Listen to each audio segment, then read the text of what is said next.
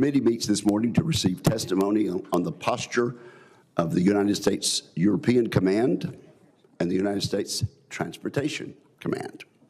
I'd like to thank our witnesses today, General Grynkewich and General Reed, for being here, and I want to extend a special welcome to their families.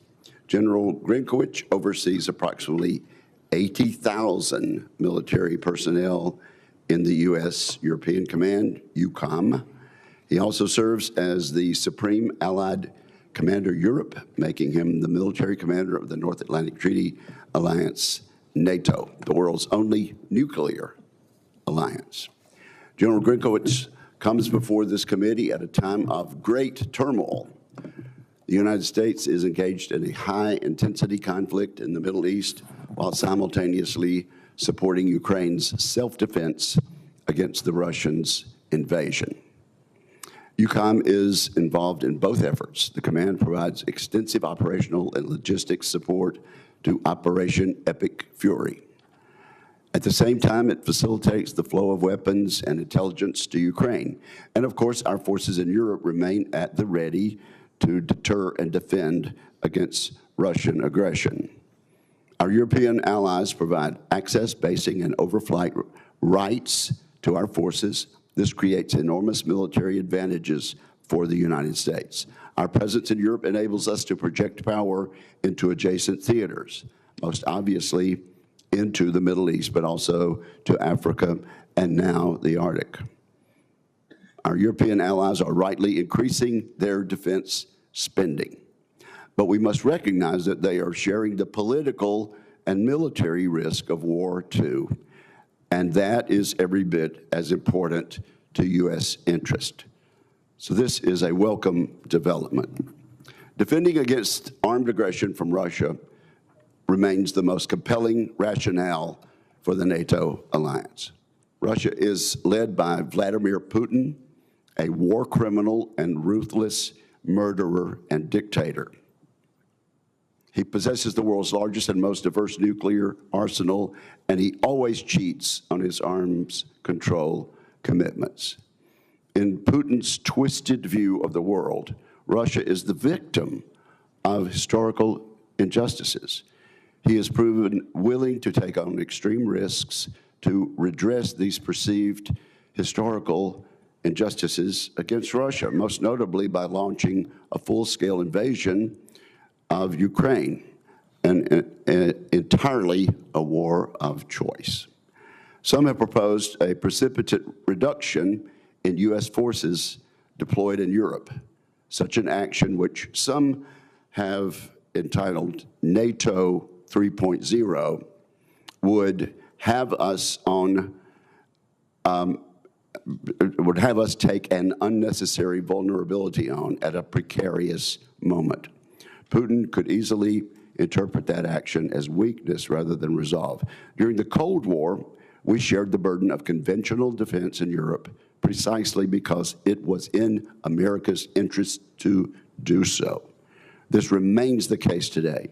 Europe has heeded President Trump's call to step up on defense spending. We now need to ensure that political will is turned into hard combat capability as soon as possible.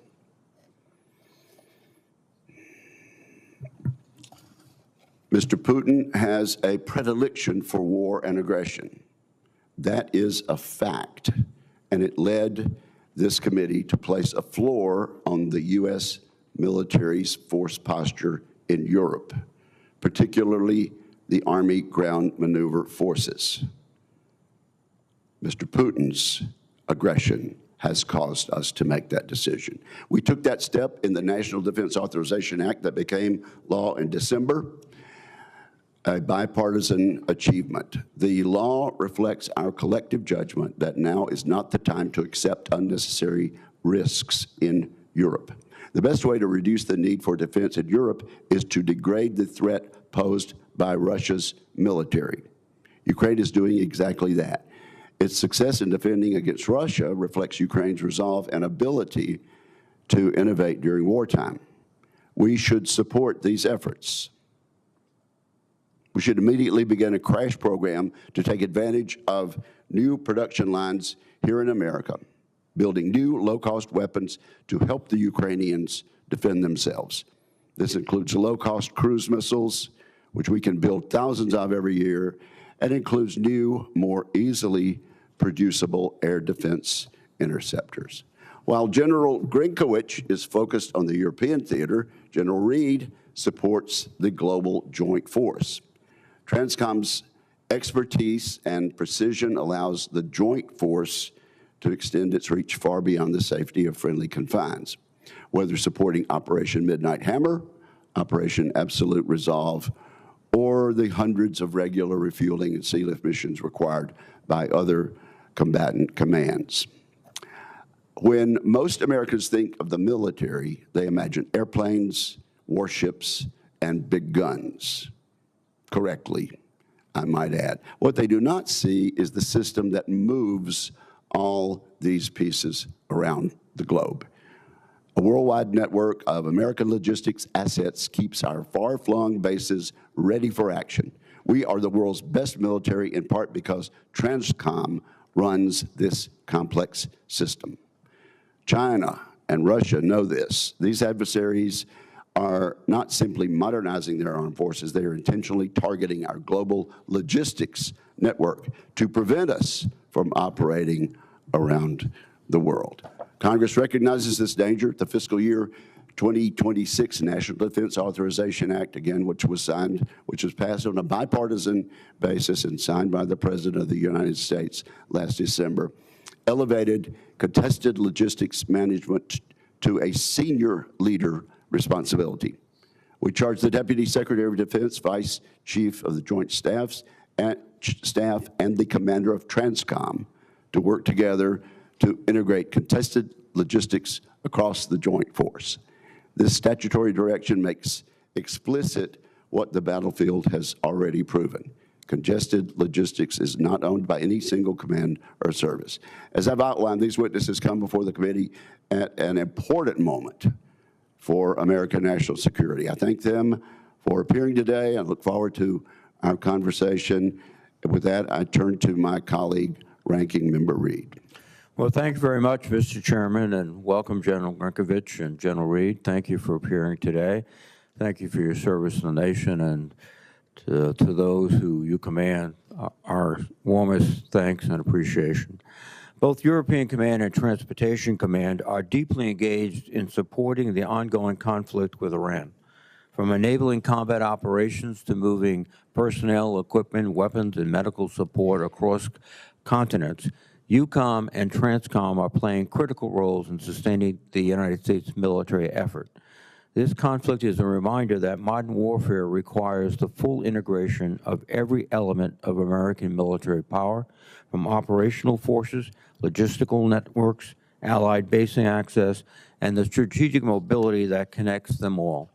General Grynkewich, the convergence of interest among potential adversaries like Russia, Iran, China, and North Korea is of great concern to this committee.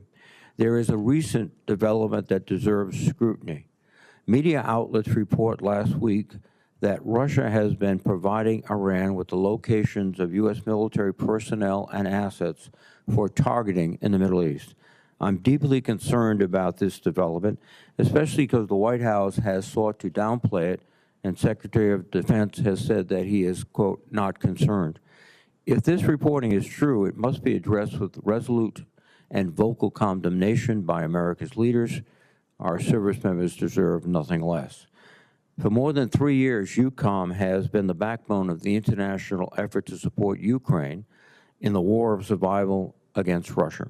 Eucom has enabled the Ukrainians to defeat the Russians and defend their sovereignty, while sending an unmistakable message to America's adversaries about the strength of the NATO alliance and the resolve of the United States and its partners. The operational picture today remains difficult. Neither side has been able to secure a decisive advantage on the battlefield, but Ukrainian forces continue to battle bravely, and the Ukrainian people remain steadfast in their resolve. At the same time, the broader strategic context in Europe is evolving. The Trump administration's new national defense strategy outlines a significant shift in how the United States views its role in the European AOR. The administration has argued for a significant reduction in American military engagement in Europe and for European allies to assume a much larger share of NATO's conventional defense responsibilities. Strengthening Europe's own defense capabilities is an important and necessary goal, which, it should be noted, our European partners are already making impressive strides. But any significant shifts in the capabilities or capacity of the United States will offer to the NATO alliance must be carefully assessed and closely coordinated with our allies.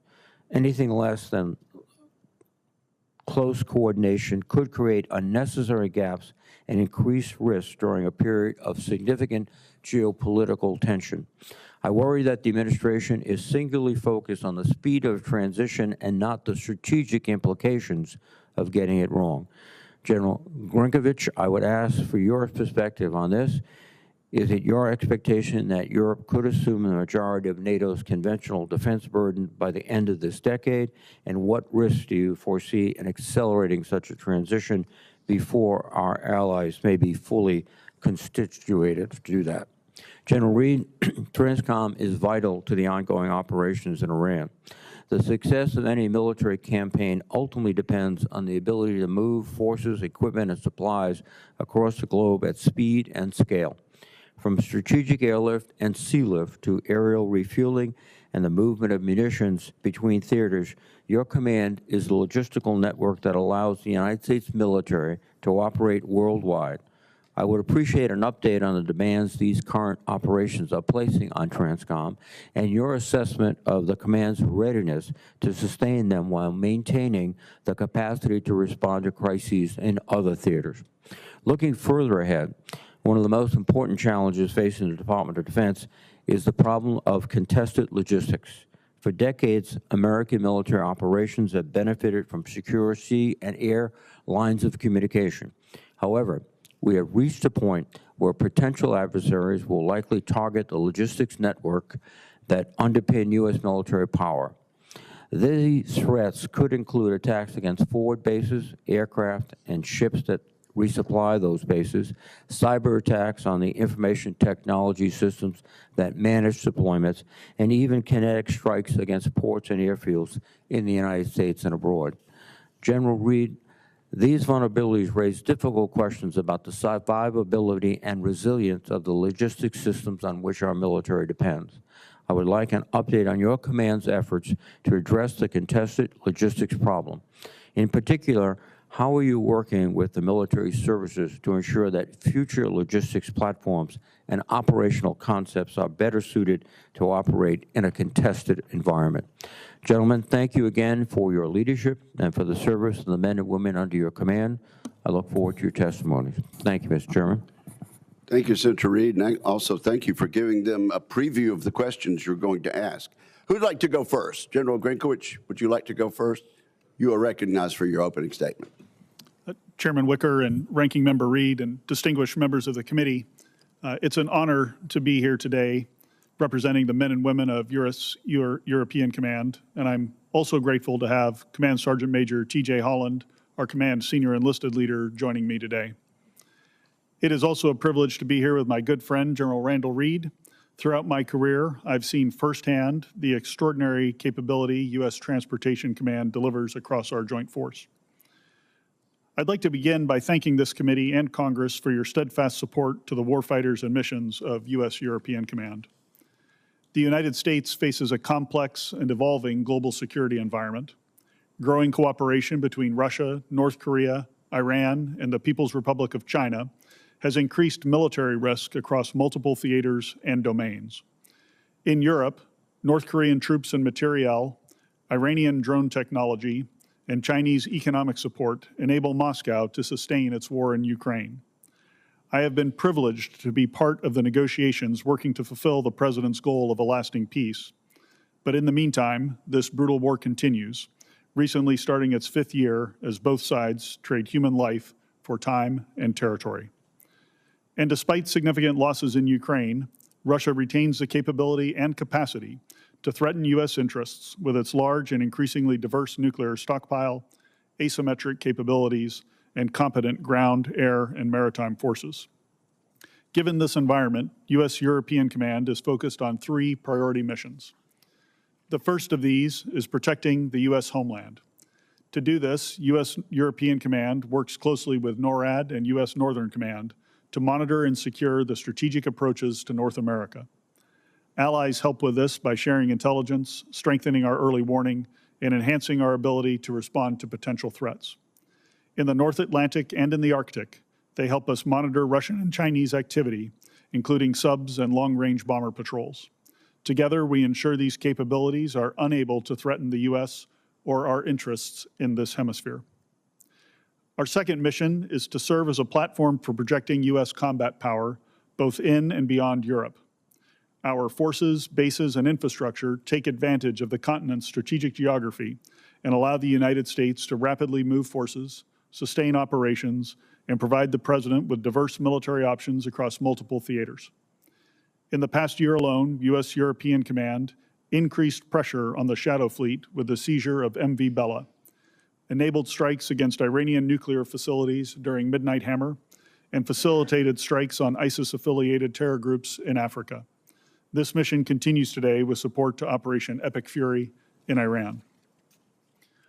Our third mission area is positioning the NATO alliance to deter and defend. Given the possibility of simultaneous conflict in multiple theaters, a strong NATO allows the United States to redirect focus while still protecting our European interests. This requires allies to step up, and they're doing just that. Allies are increasing defense spending and building their readiness to assume primary responsibility for the conventional defense of Europe. This shift requires continued investment in a robust and resilient defense industrial base that can deliver the required military capabilities at scale. As the character of war continues to evolve, U.S. European Command is working directly with NATO allies, industry, and the Joint Force to capture the lessons of contemporary conflicts. We're committed to ensuring NATO remains the most capable military alliance in history and to protecting our interests at home and abroad.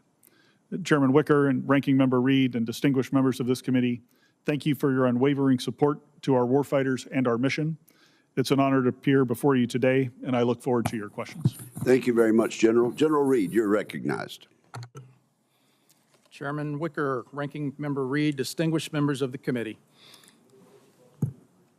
Today, I am joined by my wonderful bride, Lynn, and our senior enlisted leader, Chief Master Sergeant Brian Krzelnik. Together, we represent the men, women, and families of United States Transportation Command. I am also privileged to serve and testify alongside my longtime friend, General Grynkewich. Thank you, Grinch, for your leadership. As the champions of global logistics, U.S. Transcom is a total force team of soldiers, sailors, airmen, Marines, Guardians, Coast Guardsmen, civilians, and merchant mariners. Your unwavering support of these experts and the missions they fulfill daily allows the warfighter to thrive. I must highlight our most unique experts, the Joint Enabling Capabilities Command. This subordinate command is your first responder in a global crisis, the Joint Forces 911.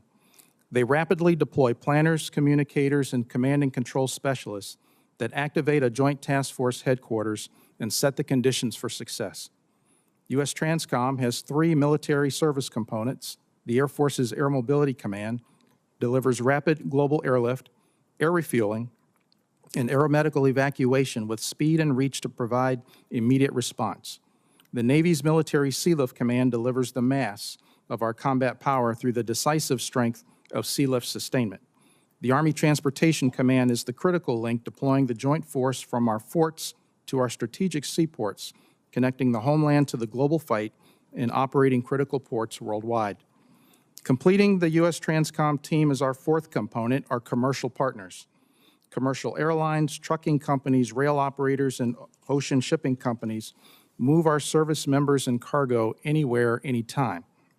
These industry leaders and partners offer expertise, capacity, and networks required for mission success. U.S. Transcom is the heart of a larger team, the Global Joint Deployment and Distribution Enterprise, or the JDDE. Together, the military, commercial industry, allies, and partners form a network with a single mission: to deliver power and presence at the time and place of our choosing. We know the strategic environment continues to transform. Our competitors train to contest our every move and turn logistics into a primary battle space. We acknowledge the challenge. This is precisely why we exist. U.S. Transcom specializes in winning the fight to get to the fight. Therefore, there should be no surprise that our priority remains keeping power projection as the joint forces' decisive strategic advantage. First, we champion the American warfighters starting here in our homeland. The journey to the fight begins not on the battlefield, but on the nation's highways, railways, and commercial seaports. Your interest in securing and modernizing this fort-to-port network is a direct investment in the ability to project power.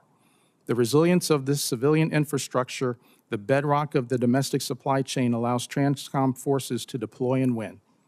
Second, your continued partnership helps forge the future of maritime dominance. By recapitalizing strategic sea lift, America will deliver overwhelming combat power to any shore for the next 50 years. We must continue this vital work and champion the mariners who form the backbone of our fleet and underwrite our national security. We support the maritime policies including Maritime Security Program, Tanker Security Program, Cable Security Program, the Jones Act, and cargo preference laws. Together, these programs secure U.S. flag vessels and the merchant mariners necessary to move sensitive defense material in emergency. Third, your support guarantees our air mobility fleet remains a dominant projection force, the ultimate display of American resolve. Through our global reach, we unleash the power of presence, reassuring allies, and deterring adversaries. Continued modernization and recapitalization secures this advantage for the next generation of warfighters. Finally, we are transforming all mobility operation platforms into a survivable, connected node within the warfighting network as tankers and cargo planes link to battle space awareness. They become the eyes and ears of our commanders as they drive toward mission success. Your support makes our forces more resilient. We are grateful for Air Fleet investments because connectivity creates survivability. Distinguished members, your leadership positions U.S. Transcom to overcome any challenge. Together, we send the message that America's logistic outreach is unmatched, our resolve is unbreakable, we are ready, united, and decisive, and that together we will always deliver. Thank you for the opportunity to represent U.S. Transcom and to answer your questions. Well, thank you both for your service. General G, I'm going to ask you to pronounce your name. Senator, it's Grynkewich. Okay, with a which. Okay, very good.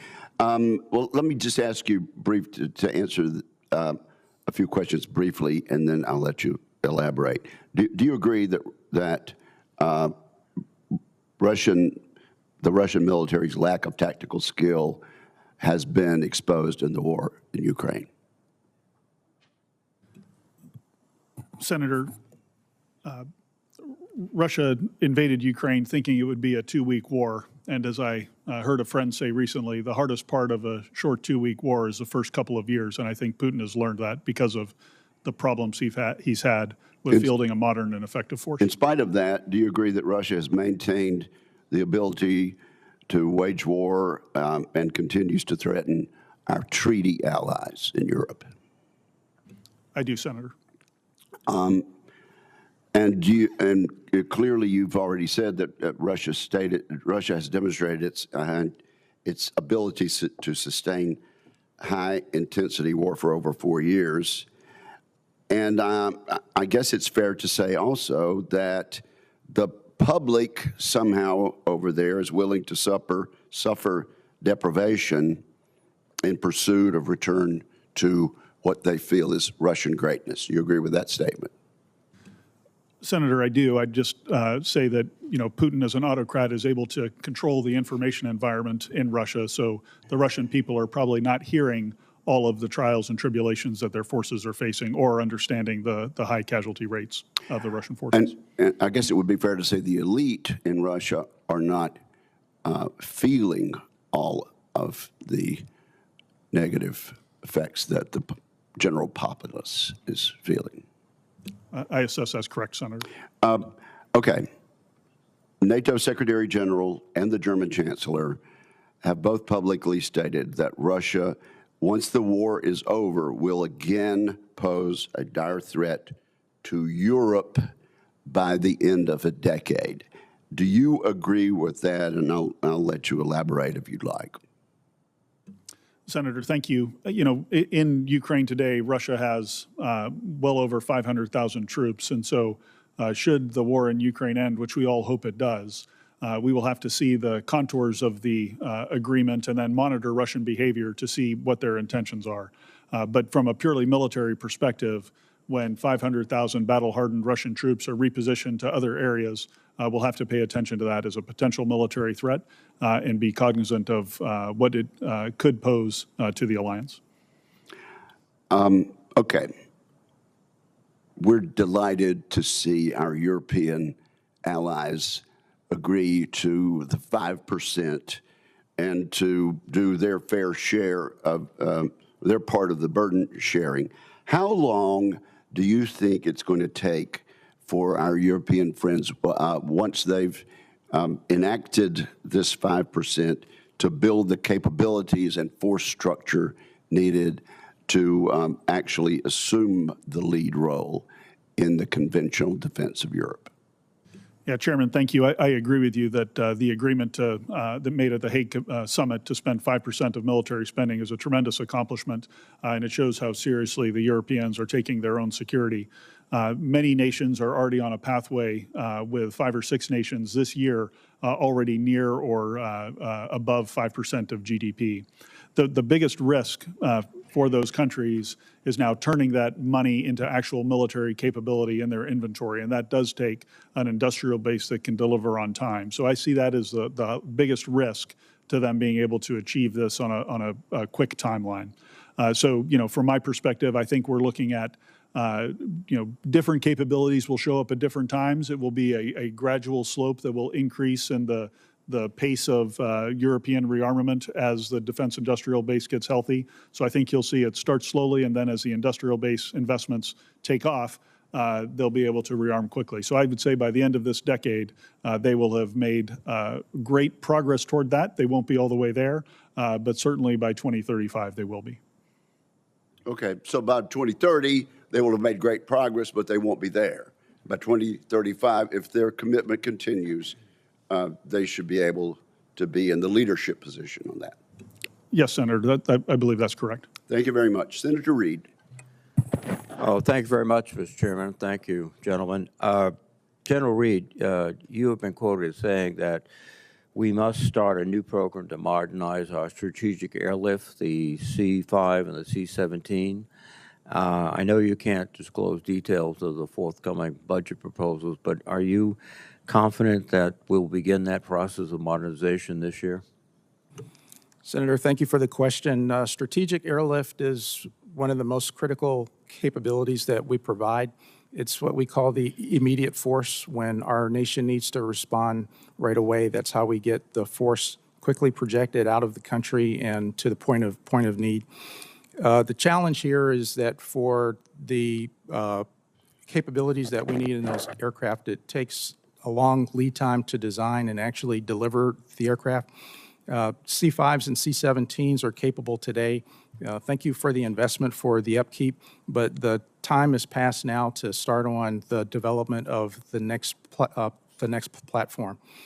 In that platform, not only will it have to be able to do the things of the C-5 and the C-17 today, but we're also going to make sure that we have secure communications, that the platform will have the awareness of the space around it for the crews to be aware of what's going on around them. Mm-hmm. And at the same time, it needs to be as survivable as we can create. Thank you. Thank you. General Grynkewich, one of the unexpected beneficiaries of our operations in Iran has been Russia.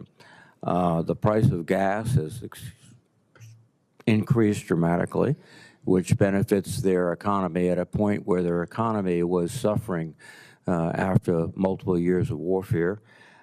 We've, in fact, lifted sanctions on the delivery of their oil with India and other countries.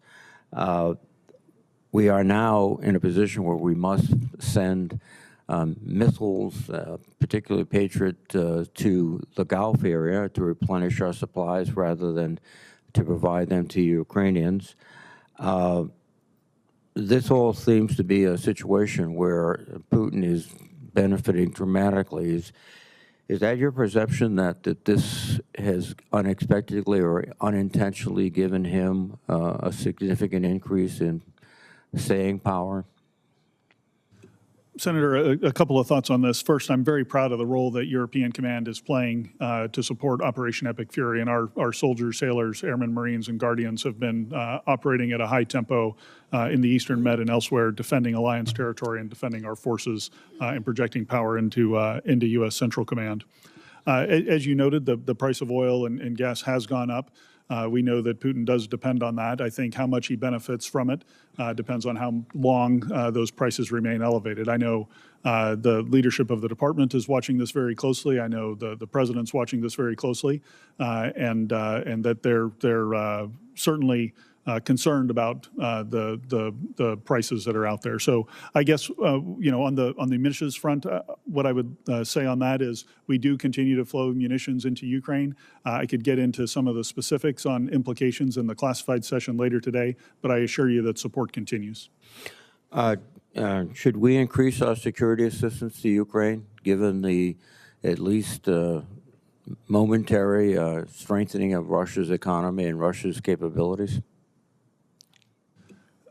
Senator, I think there are always global trade-offs with the amount of security assistance that we can provide. So ultimately, it's a policy question on what the level of support should be. I am in constant contact with the Ukrainians, though, and they do tell me where they see opportunities. I am validating and looking at those opportunities that they're providing to us and the weapons that they're requesting, and then providing my recommendations to the department on what we could provide them to help them exploit certain situations. I'd be happy to discuss more of that in detail in the classified session. Thank you, General. General Reed, quickly, I've about 45 seconds. Contested logistics is an issue we've been grappling with for several years. Any quick thoughts about what we can do and what we are doing? Senator, thank you very much. We continue to pursue changes in how we operate, both any opportunity in current operations, exercises, and experimentation as well. Thank you very much. Thank you, Mr. Chairman. Senator Fisher, you're recognized. Thank you, Mr. Chairman. Thank you both for being here today and for your service to our country. General Reed, how is Transcom preparing to perform strategic lift in a contested environment? That presents unique challenges, correct? Yes, Senator, thank you. The strategic challenge, as we see it, begins here at home. We're finding that the adversaries are aligning and they are trying to contest us in every domain possible. That also begins in the cyber realm. Some of the ways that we're making sure that we harden ourselves there is through increased cyber hygiene. We also get great assistance from U.S. Cybercom as well and law enforcement. That extends not only within the department, but since a significant portion of what we're able to do is in the commercial realm, we're also able to extend assistance to them as well. When it comes to being able to project the force and to project power, we continue investments and we welcome more in making the aircraft more survivable and also with more secure communications. Thank you. Thank you. General Grynkewich, what's your assessment of the Russian military's progress reconstituting its losses in Ukraine, in particular in terms of the missile production or other weapons systems? Senator, the Russian war economy is in high gear, if you will. So in terms of missile production and UAV production, my assessment is that they have the capacity resident in their defense industrial base to continue with high levels of production. And then as far as their personnel are concerned, to date, they have been able to replenish the battlefield losses, the tremendous battlefield losses that they've been taking on a month-to-month basis. In September, we saw a Russian drone incursion along the Polish border. How has Eucom and NATO responded to that?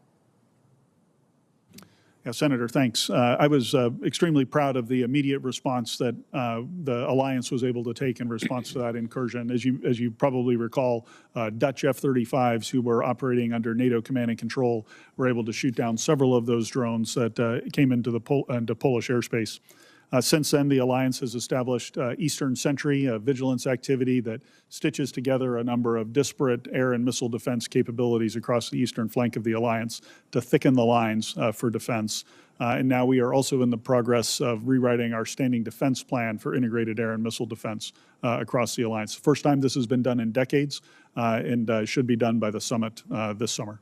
So you feel pretty positive about Eastern Sentry? Senator, I do, and I would just... How it's working now, but in the future as well.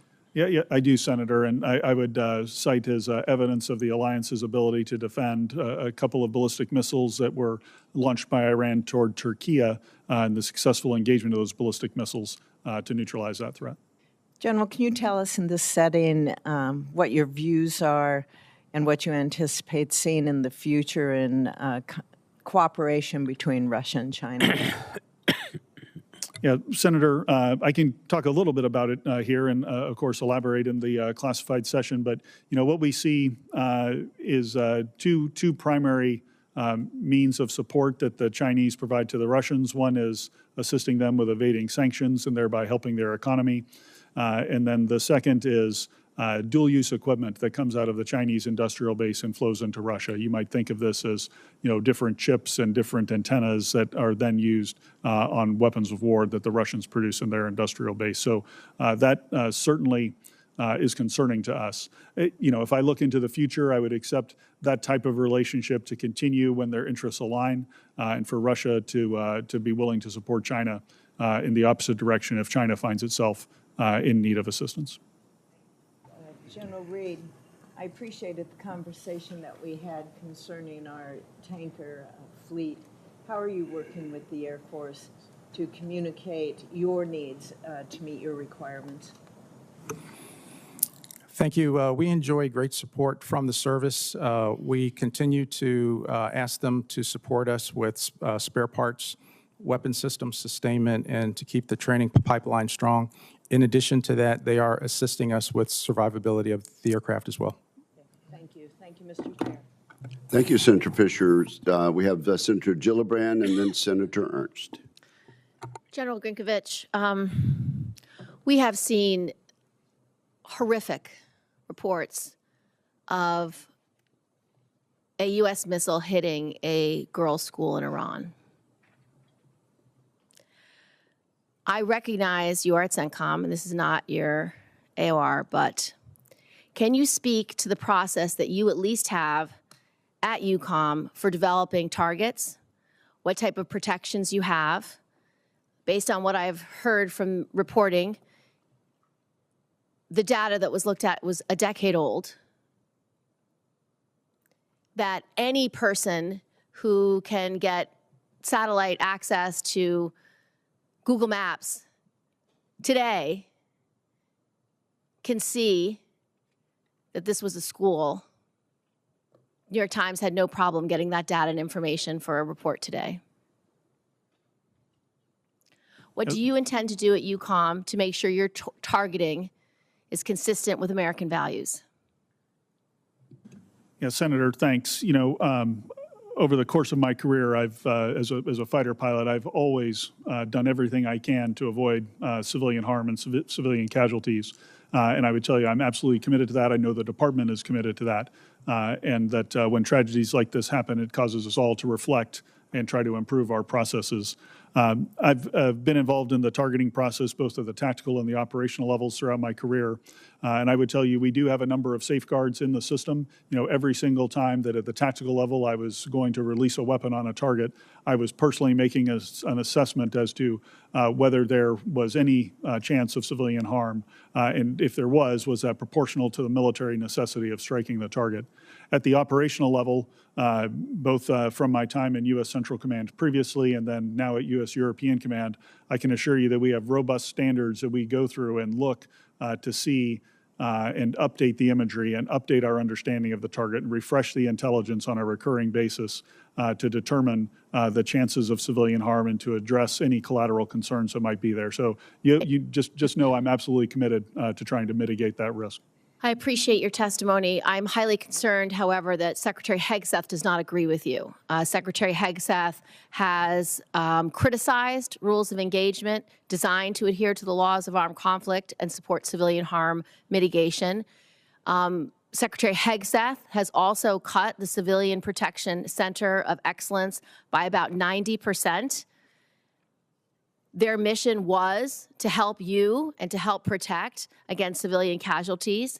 So how do these changes by Secretary Hegseth affect your mission, your judgment, and the responsibility that you take so seriously? Senator, they have not affected my ability to prevent civilian harm in any way. It's embedded in the targeting process. It's embedded in the culture of U.S. European Command, and I would say in the culture of the U.S. military to try to avoid that civilian harm. So we're continuing to do the things that we have always done to comply with the law of armed conflict and ensure that we mitigate that risk. Can you guess how we could have gotten this wrong in Iran? I'm sorry, ma'am? Can you guess how we could have gotten this wrong in Iran and targeted a children's school? Ma'am, I would hesitate to speculate with any incident like this. There's, I would just say there's usually a chain of errors and mistakes that happen similar to an aviation accident or some other transportation accident. And I would say we just need to let the investigation play out and find all those factors. Thank you, General. I'd like to talk a little bit about following the firing of the Pitafik Base Commander and the stand-up of NATO's Arctic Sentry mission. How is Eucom managing the operational friction caused by the administration's rhetoric regarding Greenland sovereignty and the associated tariff threats against our NATO allies? Senator, at the military-to-military level, I can assure you that our relationship remains strong, that with every chief of defense across the alliance, we maintained our focus on what it was that we were responsible for doing, which was deterring and defending every inch of alliance territory from any form of aggression. And our ability to focus on that, to focus on the Hague commitments and make our military stronger, kept us on task, if you will, throughout those discussions. Thank you. Thank you, Mr. Chairman. Just to clarify for your benefit, Senator Gillibrand, you did not mean to say that we had targeted a school. That a missile hit a school. No, but it's the word targeting. Yes, of course. That you did not mean. How we chose a target that turned out to be a school, albeit next to a appropriate target of a naval base, but the fact that it is chosen as a target, I'd like to know, and I hope that we can have an open hearing on this, Mr. Chairman. Thank you. Senator Ernst. Thank you, Mr. Chair, and thank you to our witnesses today for your service to our nation. President Trump has pushed our NATO allies very hard to commit 5% of their GDP toward defense and resilience. And we've seen a lot of headlines highlighting new defense investments across Europe. At the same time, NATO defense plans depend on interoperability excuse me, across 32 allies operating across air, land, maritime, cyber, and space domains. So, General Grynkewich, are these new investments translating into shared capabilities with NATO that are interoperable, or are there gaps that our allies need to find and fill? Senator, that's a terrific question. We focus very much on interoperability across the alliance and at U.S. European Command. And I would say, one of the best ways to ensure interoperability is when our allies buy American equipment from our defense industrial base. That solves the interoperability problem just at face value. Of course, the U.S. industrial base can't deliver everything that Europeans need, so they're investing in their own industrial base as well. And to ensure that everything works together, we have NATO standards that both countries in the alliance and outside the alliance, including in the Indo-Pacific, adhere to in order to ensure that interoperability. But, they're especially new members of the alliance or folks who are newly certified to NATO standards. We do need to help them along and make sure that they understand that this gets to be very technical when you get into the beeps and squeaks, if you will, of making sure that things can work together. Yeah, I appreciate that very much. And the shout out as well about the defense industrial base. And I think this just lends credibility to all of our voices when we are saying that we need to invest in more here in the United States. I'm glad that our partners are stepping up and developing their own industrial base, but certainly we need a stronger one here in our own nation. Just very briefly, I am a huge supporter of the State Partnership Program. I know we have spoken about this before. Our Iowa National Guard and Kosovo are partnered through SPP, and we know that a strong American presence in these countries does maintain stability. Can you speak briefly about the State Partnership Program and your thoughts? Yes, Senator, thanks. I've spent some time with your commanding general of the Guard unit and of your Guard, and they do tremendous work in Kosovo, and I'm very thankful for it. Writ large, you know, the SPP builds deep and lasting relationships. Some of our state partners have been in the program for 30 years or more, and over the course of those 30 years, as exercises happen on both sides of the Atlantic, it just builds a bond you can't replace. Yes, thank you so much. I'm in full agreement. General Reed, we have automatic equipment identifiers, identification tags, that help rail providers track the location of our assets across our transportation system. But one of the largest manufacturers of those tags and the technology is owned by a parent company with ties to the Chinese Communist Party. Currently, Transcom uses our rail system to move heavy assets like tanks from Fort Stewart or, you name it, or other armored vehicles throughout the U.S. So my concern is that the CCP could utilize these tracking technologies to monitor our military movements, which is a major security risk during a buildup or a surge. So would you agree with that vulnerability? Do you think we are giving the Chinese access into a window of our military movements and engagements? And what can we do about that? Senator, first and foremost, the department works really hard to eliminate any kind of Chinese component wherever we find it, and that continues with all the energy and effort that we can put to that. Second of all, when it comes to all domain being contested in all domain, the cyber realm is one where this presents itself plain and clear. With that being said, while it may be a vulnerability, there are ways that we can harden that, and we continue to do that. There are alternative ways to make sure that we can track the information. Increasingly, as we get stronger tools, we apply those tools. And one thing that's very, very important is as we continue to use the commercial realm, there are lots of other things that move in the commercial space. And that itself makes it very, very hard for folks to track our equipment. Yeah, very good. We need to recognize if we do have vulnerabilities and make sure they're not being exploited. So thank you very much. Thank you, Mr. Chair. Thank you, Senator. Senator Kaine, I understand you intend to yield your time to a person who is not yet in the room. That is correct, so I'll take my time, I Mr. think Chair. that would be the best backup plan. You're recognized. Thank you. America's been at war with Iran for 12 days. The cost to our troops, to everyday Americans, and to innocent Iranian civilians, even school children, are dramatic. The war is deeply unpopular. To begin, the war is illegal. The Constitution makes plain that only Congress can declare war. The reason for this provision was articulated by Abraham Lincoln. Kings had always been involving and impoverishing their people in wars, pretending that the good of the people was the object. This our convention understood to be the most kingly of all kingly oppressions, and they resolved to so frame the Constitution that no one man should hold the power of bringing this oppression upon us. The president has escalated his use of military to carry out hostilities all over the globe without Congress, while threatening military action against many more nations. We're at war because of the unilateral actions of one man who has grown very confident that Congress will not challenge his kingly behavior.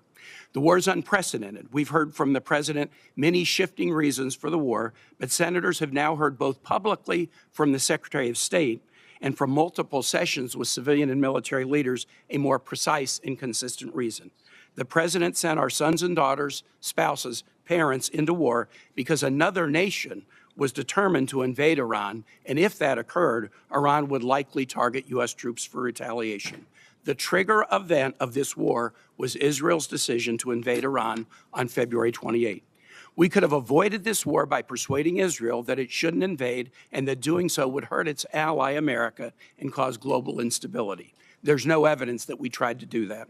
Or we could have focused on protecting our own troops from retaliation following an Israeli invasion. Instead, President Trump decided to join an invasion of Iran initiated by another nation. He is not the first American president who has been urged to take this step. Others wisely resisted. He did not. The war is unnecessary. Iran and America were allies during and after World War II until America engineered the toppling of Iran's democratically elected government in 1953. That act, followed by 26 years of a brutal dictatorship that the U.S. helped fund, created deep hostility between our two nations, formerly friends. When the Iranian people finally threw off that oppressive dictatorship in 1979, that hostility resulted in 5 decades of violence between our countries, the facts of which are well known to American and Iranian citizens alike. Iran engages in dangerous behavior toward the U.S., its neighbors, and its citizens. But does that danger, more than 6,000 miles from our shores, warrant the sacrifice of our troops, the killing of innocent civilians, and the expense of billions of taxpayer dollars? If more war between Iran and the United States were the answer, we would have found it sometime in the last 73 years. We had a diplomatic off-ramp to decades of hostility in the Iranian nuclear deal that the U.S. and Iran, together with our European allies plus China and Russia, negotiated in 2015. President Trump's decision to abandon that deal, even though it was working and even though many of his closest advisors told him to maintain it, ushered in a sharp spike of Iranian aggression. American troops are dying because this nation's political leadership tragically abandoned diplomacy. We owe our troops better than this. They serve with such skill and bravery. But as our experiences in Vietnam and Iraq have shown, the bravest patriotic service cannot overcome poor civilian decision-making, whether by a president grown too fond of war or a Congress unwilling to provide a check against such behavior. Virginians feel this deeply. One of the first casualties of the war, Chief Warrant Officer Robert Marzon, lived in Spotsylvania County. Hundreds of Virginians are now deployed with the Ford Carrier Strike Group. More have received orders that they'll deploy with the Bush Carrier Strike Group. Their families ask me, have we learned nothing from 25 years of war in the Middle East? More than 14,000 American troops and contractors dead, more than 65,000 injured, more than $8 trillion spent that could have gone to our education, our healthcare, or economic development. Have we learned nothing? Like all in this room, I pray that this war ends soon. Virginians have suffered this year as a sputtering economy burdened by tariffs and chaos produces higher prices, fewer jobs, and slower growth. Gas has gone up 60 cents a gallon in the last 11 days, costing Virginians nearly $5 million a day just in increased fuel costs. We need a president who will honor his promises to avoid foreign wars of choice and strengthen the economy here at home. And we need a Congress who will not stand silent as these promises are broken. I yield back. Senator Scott, you are recognized. Thank you, Chairman. First, I want to thank our troops. I had the opportunity to serve in the Navy at the tail end of Vietnam. Fortunately, didn't have to go to Vietnam, but anybody that puts on the uniform, you have to admire them because they're making the decision to put their life on the line for our freedom. We have a lot of troops at risk right now. I pray for their safety. Unfortunately, we've lost 7 members, 1 in Florida, Cody Cork. I know we have 140 or so injured. I hope they have a full recovery, but the most important thing I think we can all say is we admire what the military has done. We respect what the military has done. We support what the military is doing, and we hope they all come back safely. And The goals of this conflict is that they don't have a nuclear weapon. The goals of this conflict, they don't have the ability to have ballistic missiles that it's going to kill Americans like they've been doing for decades. So I don't think any of us ever want to go to war, but I think we all do respect our freedom and want to keep our freedom. So I want to thank all of our troops for what they're doing. Thank you both for being here. And thank you for your hard work. One of the things I appreciate about this president is he sees the value in putting America first and working with our friends across Europe, Asia, and around the world to ensure peace through strength. Over the past few years, I've had the opportunity to visit a lot of our allies. Last year, I went to Denmark, Estonia, and Finland, all of which are doing their part to increase their national defense spending. They all had great things to say about President Trump's efforts in the defense space and as a partner. But a number of our allies have been frustrated with being told as a matter of policy that they can't buy U.S. weapons, and the White House and the Secretary I know have had to deal with that. Nevertheless, the problem I want to focus on today is that they're also frustrated with the foreign military sales program. Frankly, I understand why. They're facing a defense industry that too often fails to deliver ships and aircraft. I think you've talked about that a little bit. Our manufacturers are not getting things done on time or on budget, or people in the Department of War saying they can't have the weapons that they want. It's forcing them to turn to other countries because they need the weapons now. They're doing exactly what we've asked. They're stepping up their defense spending, but there's not enough American weapons to buy. They want our weapons because they know they're the best weapons in the world. They want to train with us. They don't want to buy other systems, and I know you're working on interoperability, but they want to buy American weapons. What's unfortunate is the President and Secretary have made clear why it's good for our allies to buy American-made ships, aircraft, and weapons. It creates good-paying jobs in America, allows our allies to fight their own fights and do it with the best weaponry in the world. And when I've gone over, I've said the most important thing is you got to defend yourself. We'll be a partner, but we're not going to be your first line of defense. So, General Grynkewich, is it good for our allies to buy American-made planes, ships, and weapons and to train with us? And how does this impact our relationship with our allies, and does it make all our military a better fighting force? Yes, Senator, I encourage our allies to buy American equipment as often as possible. We do make the best equipment in the world. It's the highest end kit in so many different areas, and it does enhance interoperability when they do so. Fortunately, there is action that's being taken here with the America First arms export strategy that the department is working on at the direction of the president, which will move several things out of the very frustrating FMS process that you described, rightly so. I've heard that from allies time and time again, in moving things into direct commercial sales, which will speed the pace at which they can acquire. And then I'd also say that the work that Secretary Feinberg, our deputy, is doing to supercharge the defense industrial base is going to have a big payoff here and help allies get equipment quicker than they would without those actions. General, when General Cavalli testified before Congress, he told us the current force posture was 5 brigade combat teams and 2 division headquarters. He said it was his advice to maintain that force posture. Is that the force posture the same today? Senator, we have one infantry brigade combat team returned home at the end of last year, so that's the only adjustment that's been made. Okay. Well, first of all, I just want to finish by thanking you for what you're doing. I pray all of our troops come home safely. Thank you. Thank you, Senator Scott. Senator Kelly. Thank you, Mr. Chairman. General Reed, everything happening in Iran and the Middle East right now highlights how critical the maritime domain is, not just for our ability to sustain military operations, but for the global economy. I want to drill into this a little bit with you.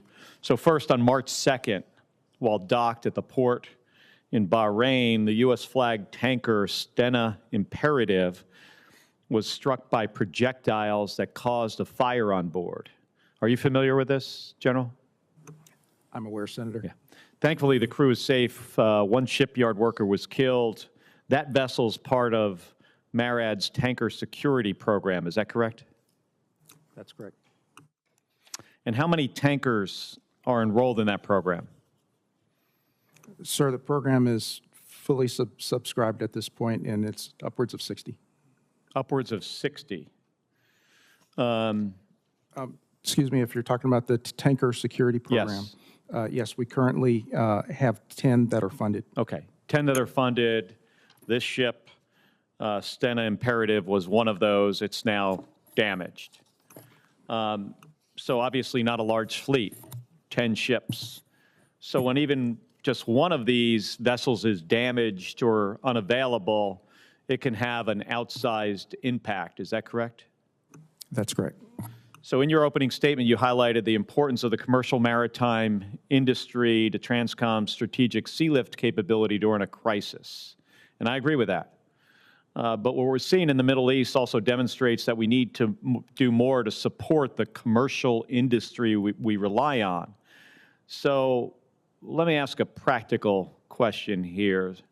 So since Transcom relies on commercial vessels that require insurance, what happens when no one is willing to insure ships that are operating in a conflict zone? Senator, thanks to the emergency program of the Tanker Security Program, the value of that for U.S. Transportation Command is the fact that we have assured access to those ships. Those ships are committing to serve with us and to partner with us, and we have the ability to employ them in a maneuver scheme in conjunction with the theater commanders. Part of that also drives us to plan with the theaters to make sure that we have force protection with them as well, but to meet the need. We fully understand. Can you explain, General, can you explain the tender security program that you just mentioned? I mean, is this the reinsurance that the President mentioned the other day? Sir, the Tanker Security Program is our U.S. flagships. No. I thought you said something else. So my concern is with the insurance, right? Can these ships in the Tanker Security Program, the 10 ships, which really 9 are available right now, are they without the required insurance because they're in a conflict zone? How does that affect their ability to be used to our benefit? There is a provision for war risk insurance. That program, by and large, is run by the Maritime Administration within the Department of Transportation. U.S. Transcom works with them in conjunction. If that is required, there is a conversation and cooperation that exists between the two of us, and we can recommend the requirement for that, at which time the carriers have the opportunity to apply for the insurance. So do you see this as an issue today, that it's going to be challenging to get some of these ships underway through the Straits of Hormuz because of insurance issues, or do you think there's no problem? Senator, the challenge with transiting the strait really depends on the conditions that exist and actually to make the safe transit. That will depend on the conditions at hand. That will be judged best by the theater commander, in this case, CENTCOM. But once the conditions are set, we'll sail. So no resistance by the ship owners in the Tanker Security Program to sail as soon as Transcom says it's okay? We hold conversations with the ship owners several times a week. There's an information exchange that exists. There's also a forum that we have called the Executive Working Group. In that, we advise them of the situation. We point out to them what's going on. They fully understand the risk, and they also give advice to us in terms of the best way ahead. If I could just have 30 more seconds, Mr. Chairman. So, you know, I think a lot of this highlights, we only have 10 ships in the Tanker Security Program. MSC has a limited number of vessels. Would you agree that our country needs a whole-of-government national maritime strategy so that our maritime transportation system is prepared for crises? When we look at a conflict going across the Pacific, in the Western Pacific, let's say, in the future, you know, with China, are we prepared with our current maritime industry to support a long-term conflict with a near-peer adversary? Senator, I'll tell you that if we were given the task to go today, we would all go. We would all take what we have and we would execute and support the combatant commander and their needs based on what they require. I will tell you that there is a lot of work to be done to strengthen the health of the fleet to strengthen the health of the workforce. Part of the challenge of that is cargo. Having cargo available will actually drive the overall plan for the demand to build ships, the demand to have the ships, and work to be done by the crews. Well, thank you, General, because I'm out of time, but that's what and that issue is addressed in my Bipartisan Ships for America Act. So I hope to move that legislation forward so you're in a better position to be able to do your job. Thank you. General Reed, have you had a chance to look at the Ships for America Act? Senator, I have. Excuse me, Chairman, I have. You have? Yes, I have. What do you think about it? You got a pretty good suggestion, don't you think? Chairman, there are a lot of aspects in that, and it's incredibly comprehensive. And it does address a lot of things, but it does bring home the fact that we do need a comprehensive approach with comprehensive investment. And we also need to make sure that there's a provision to invite the commercial leaders as well to help us through this. In the end, the fundamental success will ultimately be driven by the amount of cargo. And when we have cargo, that will drive the demand for shipping. We'll find a way to actually construct here, and then we'll actually have the crews because they'll have work to do. Well, thank you for that insight. Senator Sheehy. Thank you, Mr. Chairman. And I would second what Senator Kelly was saying and some others that we need to be focusing not just on our exquisite platforms, but also the broader capacity of the logistics system that's going to support that frontline fight. And to that end, to General Reed, and I'm sorry you're getting all the inbounds here, but specifically I'd like to talk about our future airlift platforms. We spend a lot of time in these hearing rooms talking about the F-47 and the B-21 and the F-35 and the F-22, and of course those are all critical platforms, but at the end of the day, moving material into theater, especially as we evaluate a Westpac engagement with a peer adversary. I don't say near peer because I believe we're in a peer-to-peer situation now with China. Physically moving people, bullets, bombs, food, clothes, physically moving millions of tons of gear halfway around the world quickly, especially in an area where we're fighting in someone else's backyard and we're having to project that material around the world to tiny islands that we may or not be in control of. Our C5s are, I've heard at some cases, 40% dispatch reliability. They're half century old, if not more. Our C-17s, as incredible platform as they are also aging. And as far as I know, we don't currently have a follow-on long-range heavy lift logistics aircraft that's been decided on, awarded, and certainly not in production, but it isn't quite even in decided conceptual stages. And when we look at how challenging a KC-46 program has been to roll out, to replace, I still hear that the last KC-135 pilot hasn't been born yet, and that's probably true.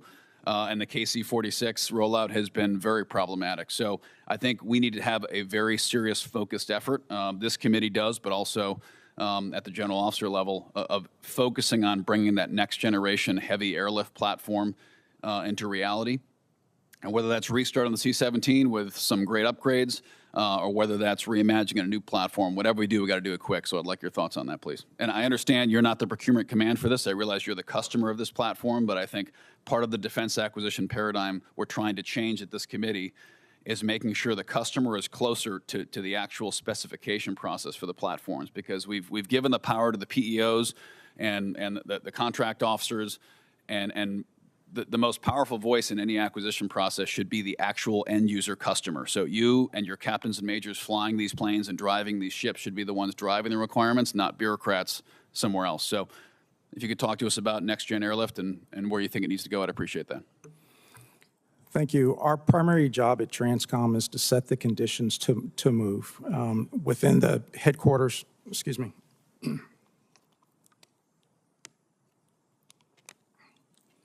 We frequently start with the idea we need to set the globe to set the theater. What that means is we have aircraft that are operating around the world each day along with sea lift, but when a crisis arises, there's the need to make the shift. Once we do that, every aircraft that we have available that already originates in the region, we employ them directly. All the aircraft that we have here in the United States, we generate that, and then we build the network to connect the two. Our C-17s and our C-5s are the most capable things in the world right now to make that bridge to get the force out of the United States. That's incredibly key because greater than 85% of the joint force still resides here. And so when they're needed abroad, those are the aircraft that we use to start that move. The challenge that we have predominantly with our competitor is that they are actively developing weapon systems to threaten our aircraft. And so not only do we need new aircraft to get us into the future, we also need the aircraft that are more survivable. So in dealing with the Air Force, we are working with them on the requirements to meet that, but also to track the development of the threats as they emerge from our competitors. One, I'd also encourage us to explore all alternatives, expanding and having a wider guarantee for our contract-operated cargo carriers. Not best for contested environments, but at least they can get tonnage forward. And then exploring things like amphibious aircraft or even submarines that can provide logistical support. Subs have typically been reserved for exquisite tactical missions, as they should. But when we're going to be operating in a Westpac, first, second island chain contested environment, literally moving logistics under the water where we still have dominance. So thanks for your time today. I yield back, sir. Thank you, Senator Sheehy. We have Senator King and then Senator Hirono.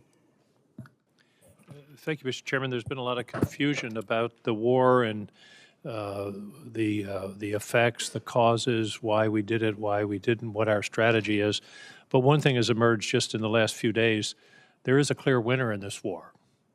The clear winner is Vladimir Putin and Russia. Estimates released a few hours ago are that Russia has reaped $6 billion of benefit from this war since it began just 2 weeks ago. That's about $400 million a day from the increase in oil prices and the easing of sanctions, which is somewhat puzzling to me.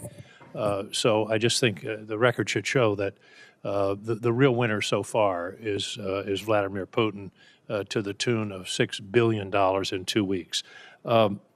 General Reed, can you give me a percentage, if we had a serious need for transport, what percentage of the transport on the sea and in the air would be commercial carriers who are under contract to Transcom?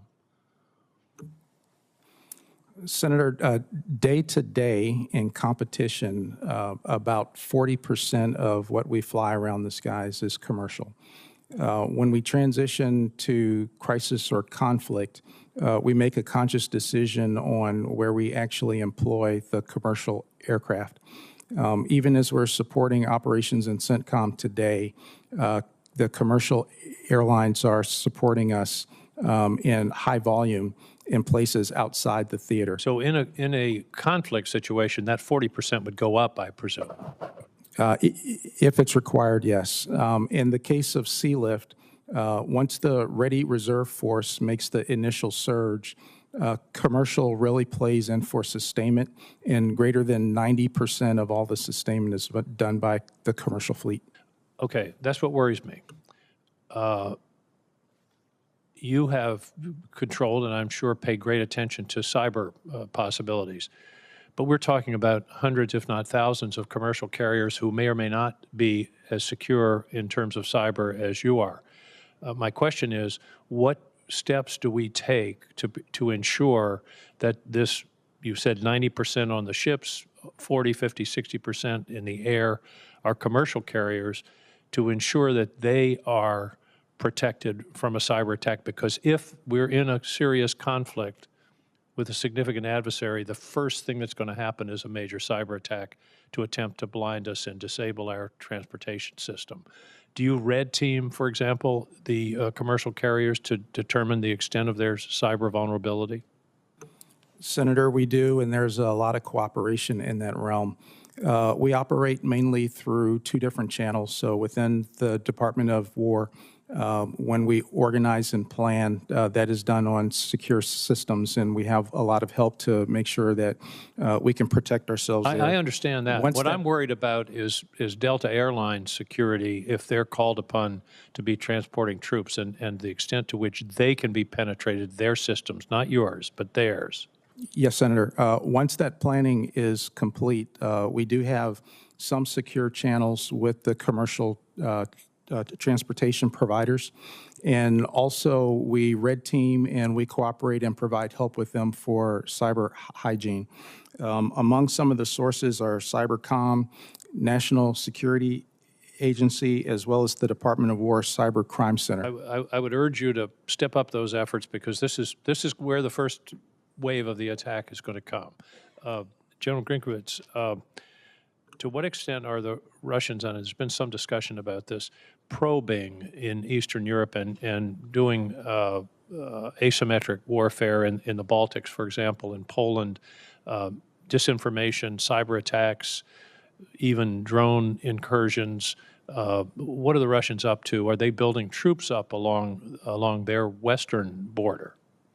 Yes, Senator, right now we see a fairly robust amount of what we call Russian hybrid activities or asymmetric activities. And you mentioned some of those, whether it's information operations or sabotage and those types of things. There have been several incidences in the Baltics and in Poland in particular over the last several months since I've been in command. As far as conventional troop buildups, most of the Russian ground forces are focused on Ukraine, so we do not see significant Russian buildups right now. But I know that there are concerns that those could be coming at some point in the future, particularly once Russia is able to reconstitute its forces. And if President Zelensky was here, what would be the one thing he would tell us that he needed right now? I suspect you hear that fairly regularly. Yes, sir. He would ask for air defense capability based on the Russian attacks on his heating and electrical infrastructure. And a great deal of our air defense capability is now tied up in the Gulf region. Is that correct? Senator, yeah, we do have a robust set of air defense capabilities in the Middle East, and I've used some of our Eucom air defense capabilities to defend some of our NATO allies as well. In the Middle East? Near the Middle East, if you will, in the Eastern Mediterranean. Okay, so air defense capabilities have been moved toward the Middle East as a result of this conflict. That's correct. Yes, sir. Thank you. Absolutely. Thank you, Mr. Chairman. Senator Cotton. Thank you, gentlemen. Thank you for your appearance today, and more importantly, for your service. General Grynkewich, it's well known that Iran has supplied Russia with hundreds, maybe thousands of one-way attack drones since the start of the Ukraine conflict.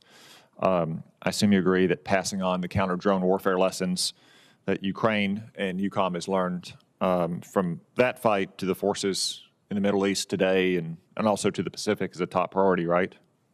Absolutely, Senator, and we are doing that and deploying capabilities into the Middle East for those purposes. Could you use some additional funds to ensure that we have all the right people and processes to capture all those lessons and implement them? Senator, more funds for things like that is always welcome. I agree, and I look forward to working with the committee to consider the funding for the NDAA or a potential supplemental down the road. I know that the experience that Ukraine has had and that Eucom's had in that fight has saved lives in the Middle East today. General, can you tell us a little bit about what's going on the southern flank of Eucom in Cyprus right now? Yeah, Senator, down in we have a fair amount of activity in the Eastern Mediterranean. Our destroyers are out in the Eastern Mediterranean defending our allies and defending our U.S. forces in that region. Several capabilities are on the island of Cyprus. I could go into some of the details of what those are in the classified session, but we are very much watching that. There have been a few one-way attack drones that we've assessed have come from somewhere, likely from Lebanon. Towards Cyprus, and so we are focused on defending that piece of terrain. Okay, thank you. You're no fighter pilot, right? Yes, sir. 16s and 22s? Yes, sir. Well, I think that the men and women we have in uniform are the best fighting force in the world. I know you agree, and that our Air Force and Navy right now are on the forefront of the current campaign, Operation Epic Fury. So I have just a few questions about what they may be seeing based on your tactical experience. How complex of an operation is it for our fighters to conduct a campaign the size of Operation Epic Fury?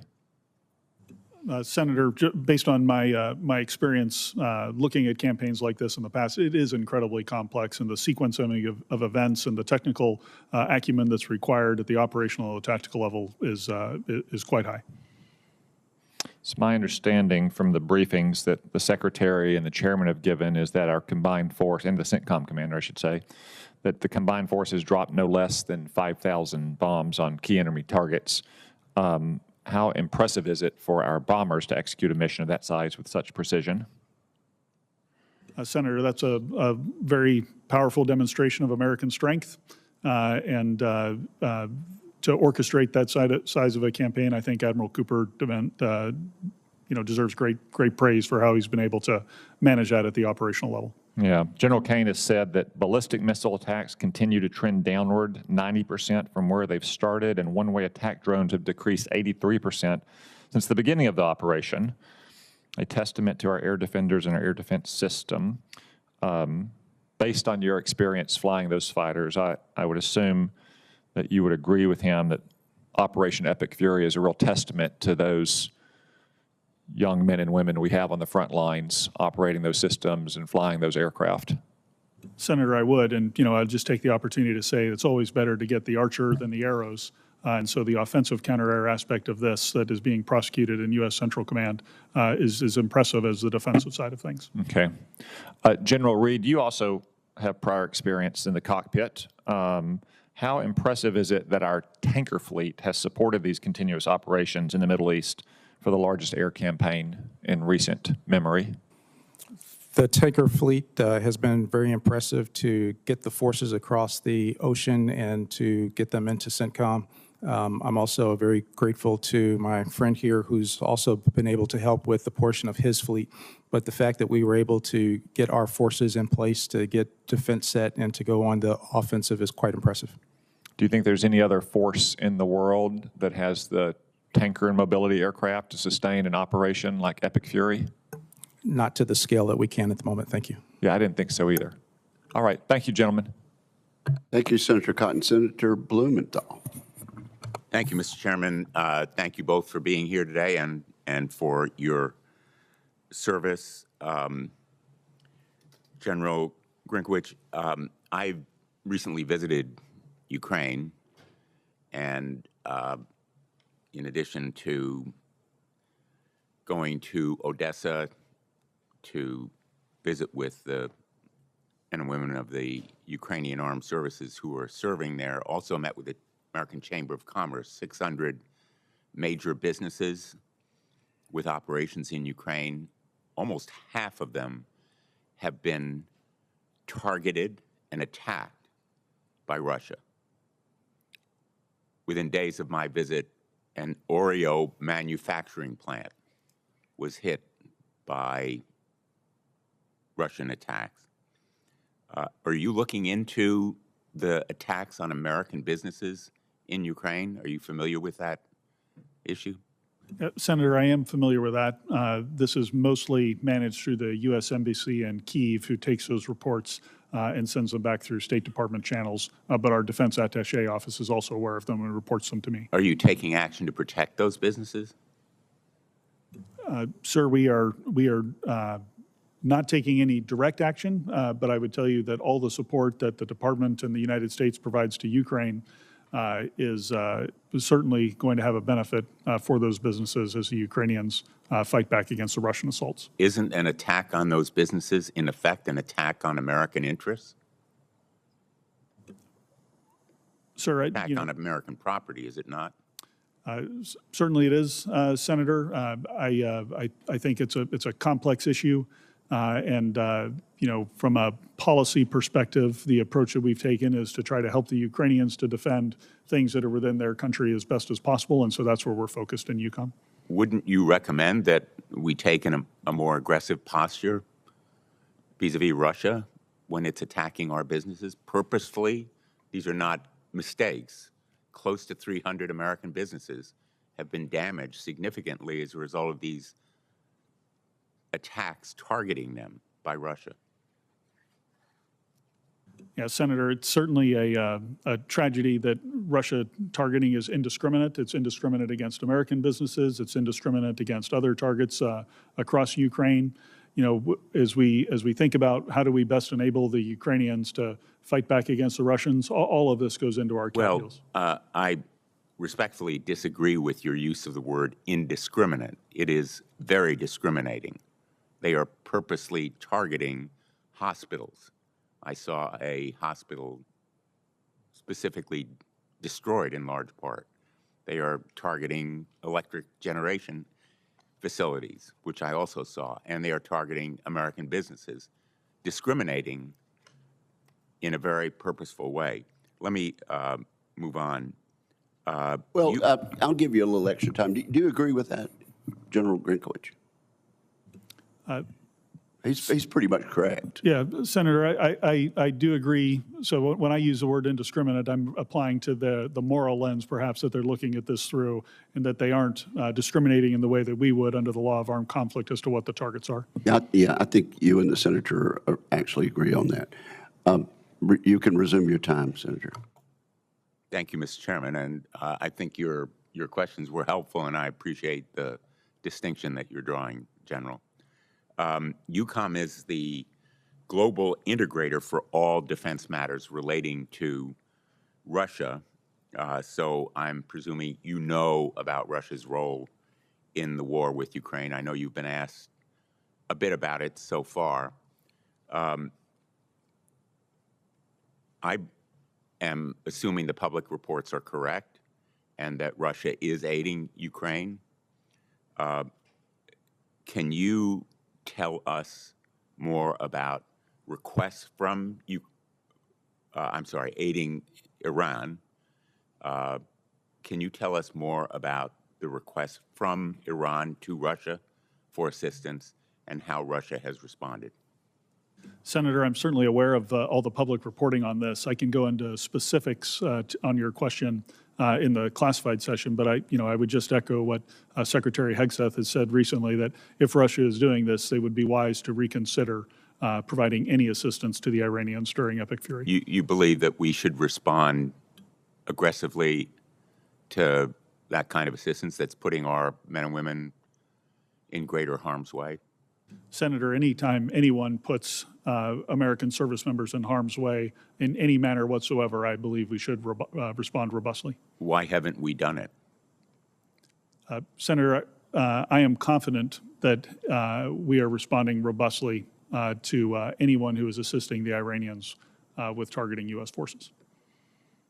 Perhaps you can tell us more in a classified setting? Yes, sir. I'd be happy to elaborate. Thank you. Thank you very much, Senator Budd. Thank you, Chairman. General Grynkewich, it's good to see you. Thanks for the meeting yesterday, very informative. You know, much of the discussion of the Russia-Ukraine wars, it's focused just on those two countries. But I want to talk about other nations that are assisting the Russians, if you will.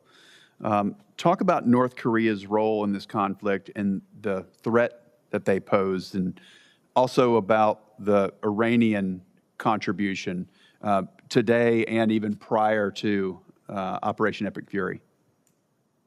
Yep, Senator, you bet. One of the things that we watch very closely is how some of our competitors around the globe will work with each other when they share interests, and we've certainly seen that with the North Koreans and the Iranians and the Russians.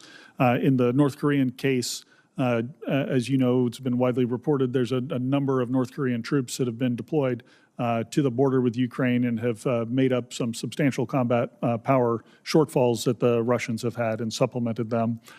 There's also a number of reports of North Korean individuals now going to work in the Russian industrial base to generate some of the ballistic missiles and UAVs that they're building based on the labor shortages that the Russians have within their industrial base. Of course, that industrial base got started because of the Iranian sharing of technology of their Shahed drones and sharing the blueprints and teaching the Russians how to build them and how to build them at scale. And that's one of the main threats facing the Ukrainians today. Are the Russians short on people and essentially bringing in labor from North Korea? That's my assessment, Senator. Okay. General Reed, thanks also for being here. I appreciate what you've done at Transcom and just a heroic effort leading up to Epic Fury. Talk about some of the numbers, if you will, some of the success stories so far, and then where are the gaps where Congress can assist? Thank you, Senator. Some of the success is the ability to generate the aircraft to actually get on the move. And so I'm grateful to the Congress for the sustained funding for weapon system sustainment and spares. Because of that, we're able to keep pace, and we've been doing that extremely well, so thank you for that. Other success stories is the fact that we've been able to establish a network for air medical evacuation in order to bring home the wounded and to also get them to a higher level of care. Thank you. What concerns does Transcom have regarding Chinese and Russian naval deployments and commercial investments in ports across the globe? For the Russian deployments, we monitor those. We maintain an awareness of where they're going and make assessments in terms of what capabilities they may be seeking. When it comes to the Chinese fleet deployments, we do the exact same, but we also go one step further to track their footprint, infrastructure, and what types of things that they put in place, mainly in seaports. So we keep a very close eye on their electronic systems, cranes, and that type of thing.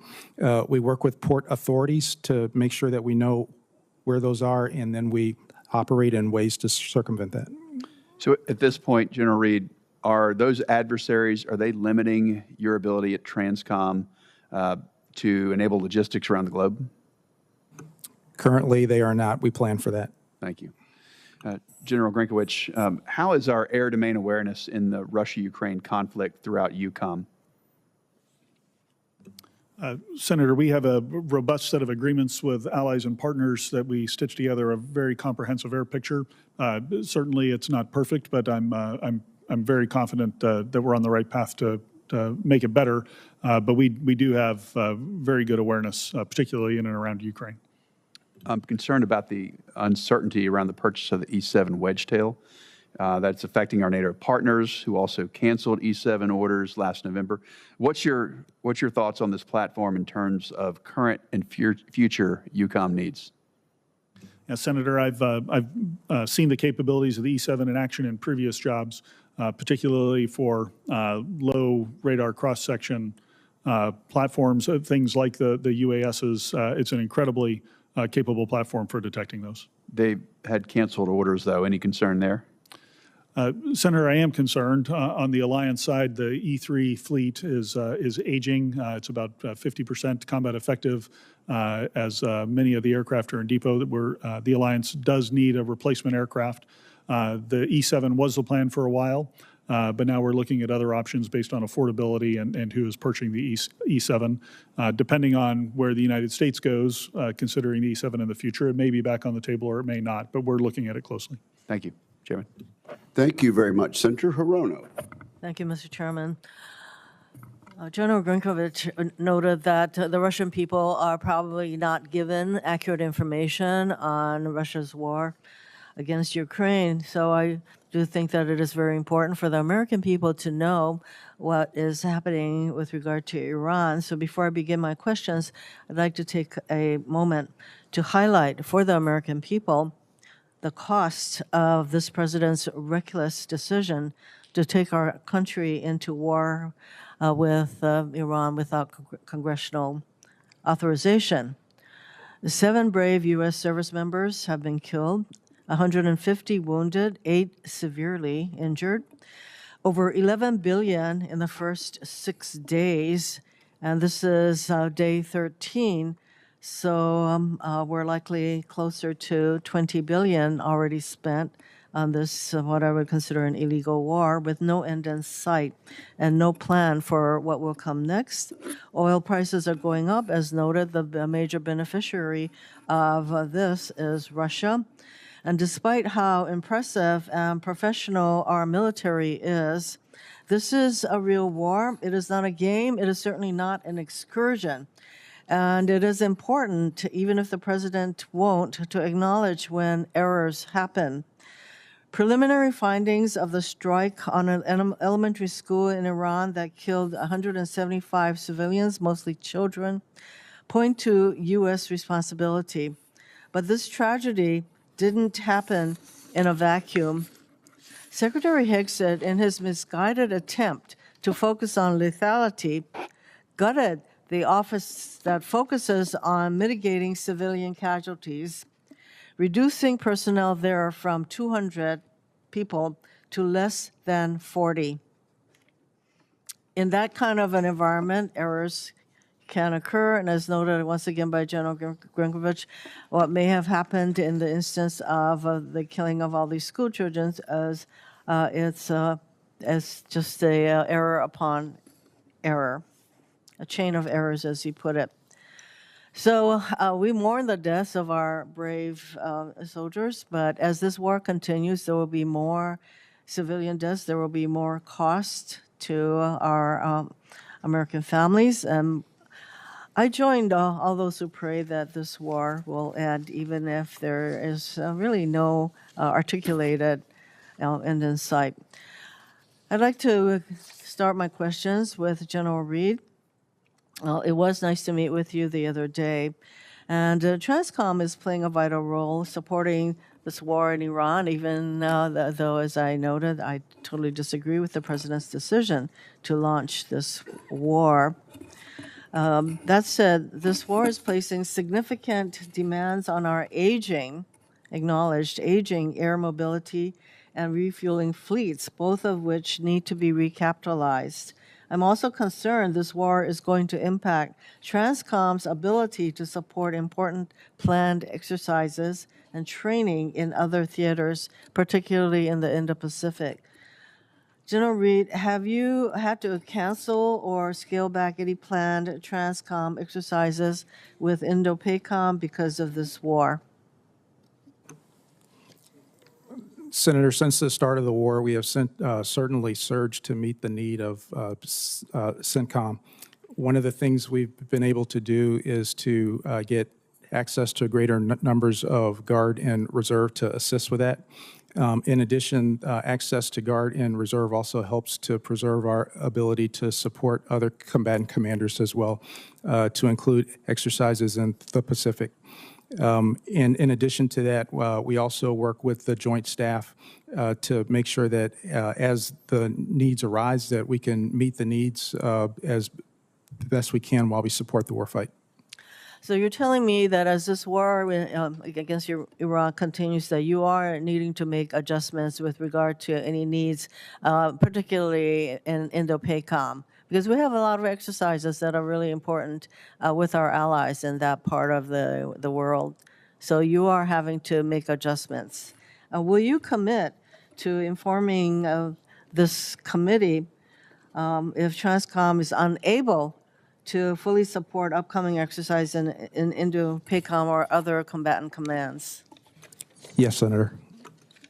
For General Grynkewich, one of the United States' greatest asymmetric, I'm running out of time. Mr. Chairman, may I finish my question? Yes, ma'am. I did want to get your assent that we are stronger when we work closely with our international partners. And would you agree, General, that this requires constant investment in interoperability and training as technology and threats evolve? Would you agree with that? Senator, I would, and we focus on that every single day at U.S. European Command.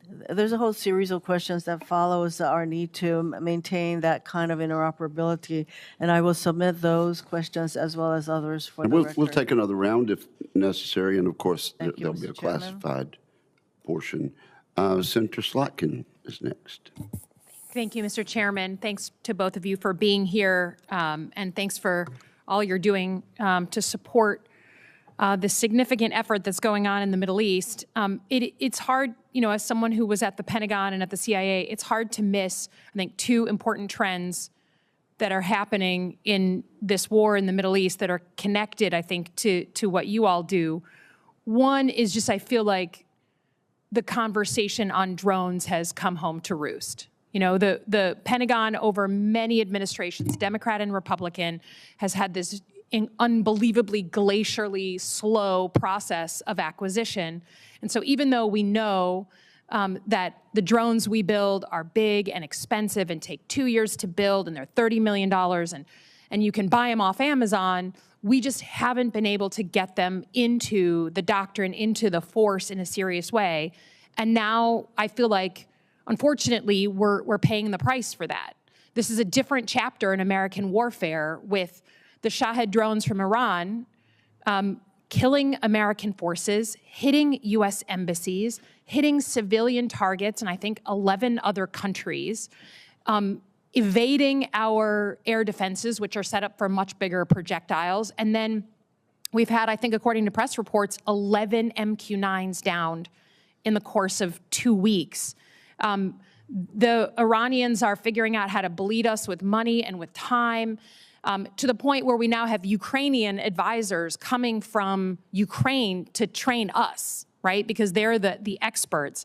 And I just, it's not for either of you two to respond to, but I just feel like, you know, we need to understand that warfare has fundamentally changed.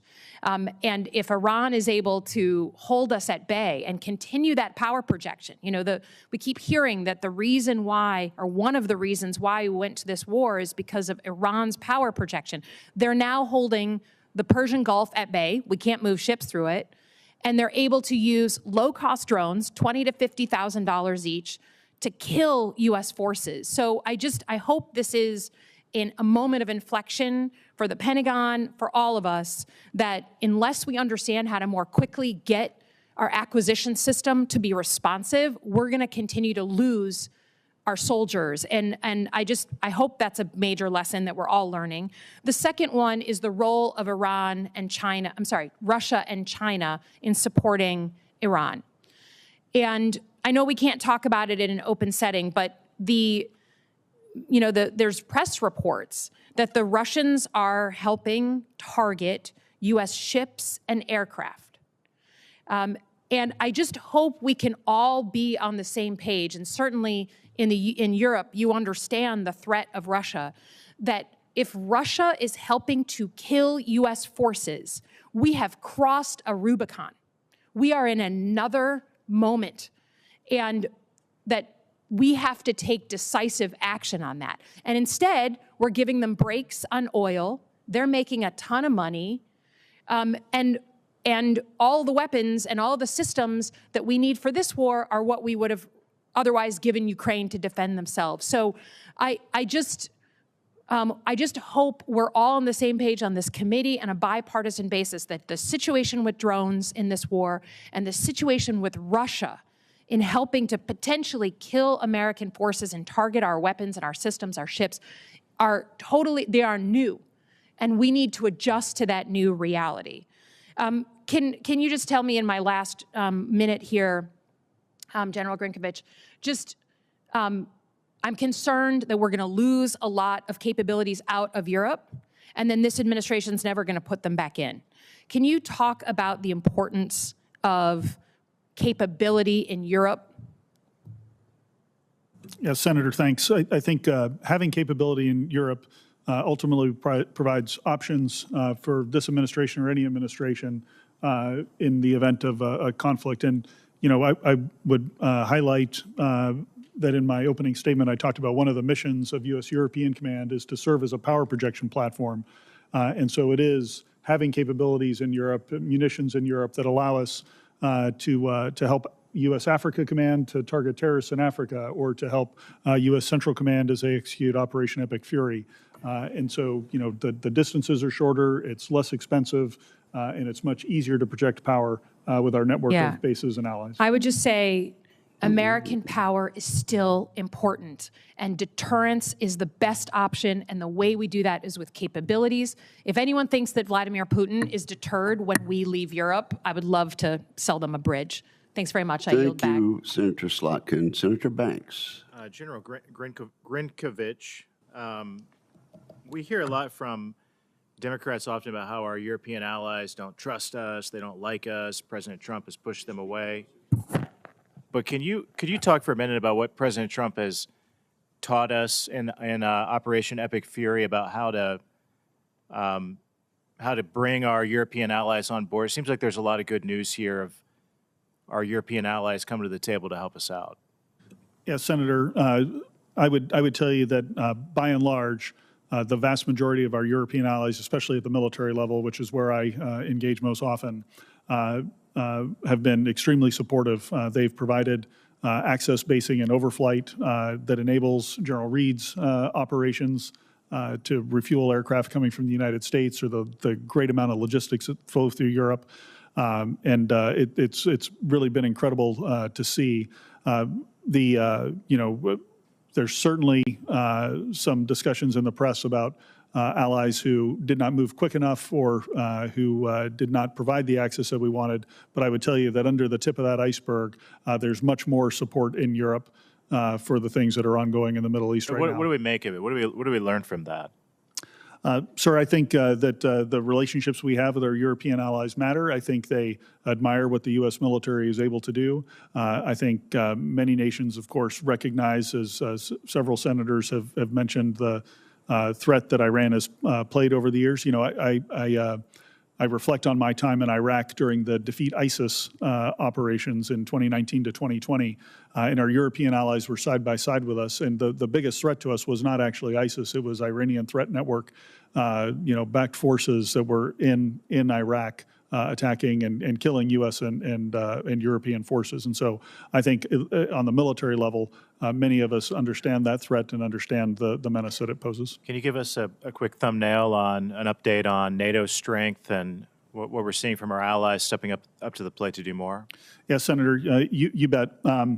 This coming year, we'll have 5 or 6 allies that will already be at or near the 5% Hague spending commitments. Many other allies, some of the biggest economies in Europe, like Germany, on a rapid pace to achieve 3 or 3.5% spending by the end of the decade. So there's plenty of appetite and plenty of understanding that a more balanced and strong European pillar within the NATO alliance to complement what America has done for so many years is essential, and that it will make for a stronger and more healthy alliance moving forward. This is really good news, right? And compared to years in the past, where the NATO is stronger and has more money and doing more to step up to the plate to support all of our shared causes, right? I agree, Senator. One thing that I am concerned about, though, with our NATO allies is their reliance on Chinese technology that could compromise the security of critical infrastructure that impacts our forces, U.S. forces. Thanks to President Trump's leadership, NATO allies have committed to spending 5% of GDP, as you just discussed, on their security, including 1.5% on defense-related activities. If allies use part of this funding to rip and replace high-tech Chinese technology, how would that contribute to Eucom's mission? Senator, we want Chinese technology out of anything related with the defense of the United States or Europe or across the alliance. And so we focus our efforts to help our allies identify where they have Chinese technology in their information networks, particularly their defense information networks. And then, there's Chinese technology and ownership across much of the infrastructure that folks like General Reed would rely on to flow forces either across or into the continent. So you're seeing progress on this front? Do all of our NATO allies share our concern about Chinese technology? Sir, they do. Even the allies that I would traditionally put in a category where they didn't pay attention to this, when we highlight it today, they absolutely understand the threat and the risk, and they take action. And would it likewise be helpful if our allies removed China from satellite ground stations in the Arctic? Absolutely, Senator. Okay, that's all I have. Thank you. I yield back. Thank you. Senator Duckworth. Thank you, Chairman. We're now in the second week of President Trump's illegal war against Iran with no end in sight, and I fear the longer that this war goes on, it will have lasting impacts on the readiness of our military to respond to crises and threats elsewhere. Meanwhile, this administration is hiding its incompetence behind the valor of our military men and women, as if questioning why we're at war is equal to questioning the valor of our troops. We all know that that is not true. I know that our military will always do the best and most professional job possible.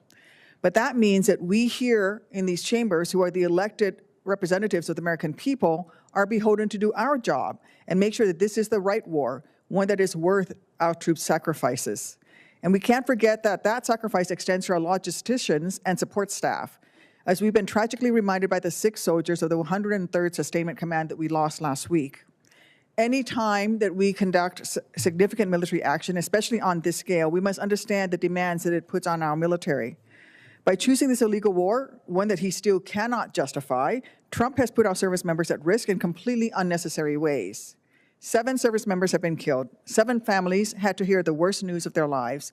And the department has now confirmed at least 140 service members have been wounded, 8 severely. And with the expansion of this campaign, including to overhead air operations within Iran and possible naval escorts, our troops may be at even greater risk going forward. General Reed, Transcom has been working for years to modernize our global patient movement enterprises for the complexities of large-scale combat operations. Can you explain the challenges that our medical evacuation system faces in transporting critical care patients when airspaces and maritime routes are contested, as we're seeing currently happening in the Middle East? Senator, initially what has to happen is we need to put the entire system in place. That requires us to forward stage teams, not just the teams that will provide the care, but the teams who actually provide the scheduling and the teams who have the initial communications with higher level facilities along the route. Sometimes we have to put those in place in an environment that's contested, and then they continue to serve throughout. But that is done in concert with the theater commander who provides the force protection. And then once the scheduling begins, we then put the aircraft in place at the point in time of need. It requires that the patients are stabilized, and once they're assembled, we pick them up, and then we fly them out. We also depend on force protection to clear the airspace so that the aircraft can get to the next station. And then also important for us is the permission to overfly so that we can have the shortest and the fastest routes. So to summarize, it's incredibly complex. We need to make investments in this system. There's a lot more work to be done, but you're doing the absolute heroic best with what you have. Our wounded service members and logistics professionals now face the realities of medical evacuation in an airspace, as you've mentioned, contested by missiles and drones from the enemy. I don't believe Trump considered these risks when he chose this war without understanding how it would spread in the region. And I know they're not investing in medical readiness in the Indo-Pacific, where despite the real possibility of military conflict, actually in our national interest, we have actually less medevac experience and much greater distances to cover.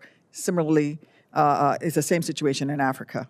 Even before this war, the department underinvested in our medical evacuation system, which is why I've advocated for years to give Transcom and the services the resources that you need to rapidly adapt to future contested environments. These gaps will only widen as we continue to strain our system. General Reed, can you speak to the importance of secure connectivity and the potential impacts, I mean, both logistically, for logistical support, but also its potential impacts on existing gaps to this essential medical evacuation mission? You and I discussed this a little bit the other day. Yes, Senator, what's important is making sure that we can pass the information on the status of each person that we attend to. Being able to make sure that that information gets established at the point, but also forwarded to the next station. That way we can have the proper physician with the proper care and proper equipment to tend to them. As we continue to press for more secure communications, then we will make sure that there is no drop in the care. Are you facing some challenges right now? We are facing challenges in terms of secure funding. Okay, thank you. This administration's inexcusable poor planning in the lead up to this war of choice has only exacerbated the toll on our logistics system. General Grynkewich, I would not ask you to speak to current operations, but in your experience, do you agree that coordinating with allies and partners before an operation is critical to ensuring that our air assets have the necessary logistical nodes for rest and refueling to reduce the strain on our aging aerial refueling tanker fleet? Senator, there's always a balance in terms of when you do the coordination, if you have the luxury of it based on operational security concerns to engage with allies and partners and secure access basing and overflight ahead of time, that is incredibly valuable, but there's a host of factors that may limit your ability to do that. Thank you, Senator Dugworth. Senator Warren.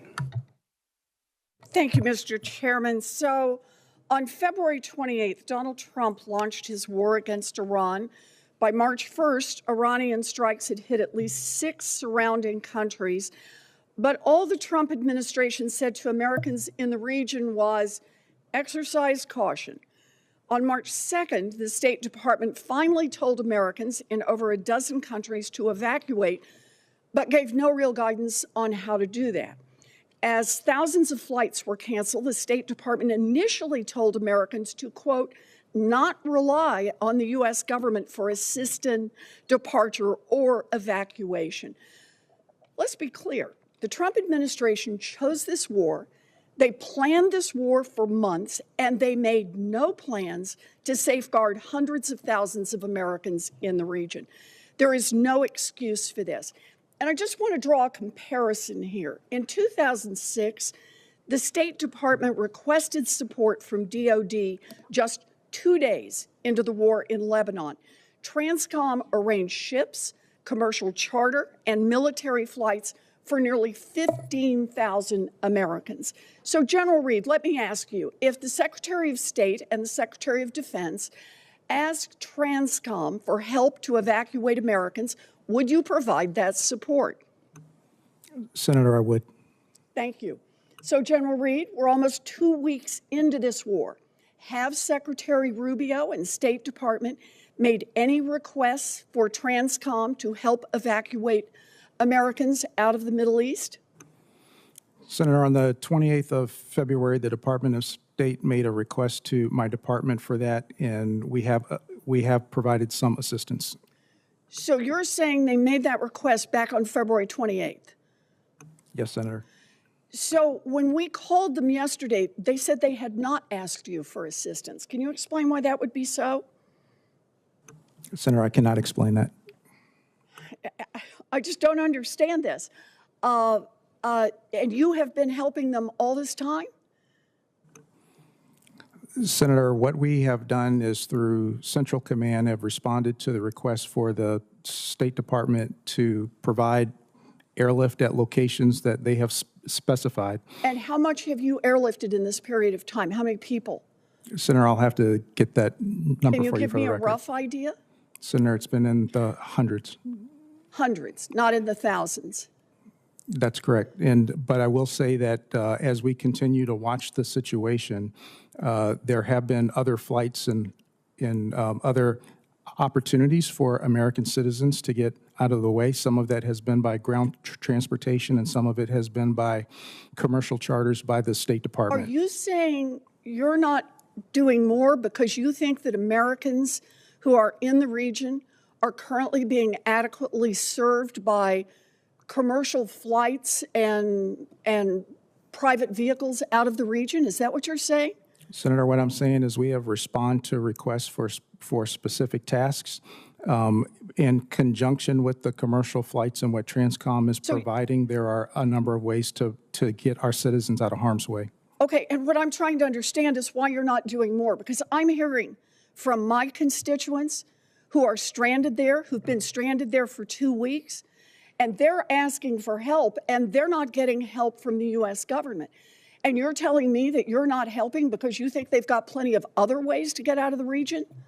Or is it that Secretary Rubio is not asking you for that help? I just want to understand who bears responsibility here. Senator, it is the responsibility of all to care for the citizens that we have in harm's way. And as we receive a tasking and the opportunities to do that, Transcom is responding. Okay, so my constituents and other Americans who are trapped in the region are trapped there because Secretary Rubio is not asking you for help. Is that right? I just want to understand what's happening.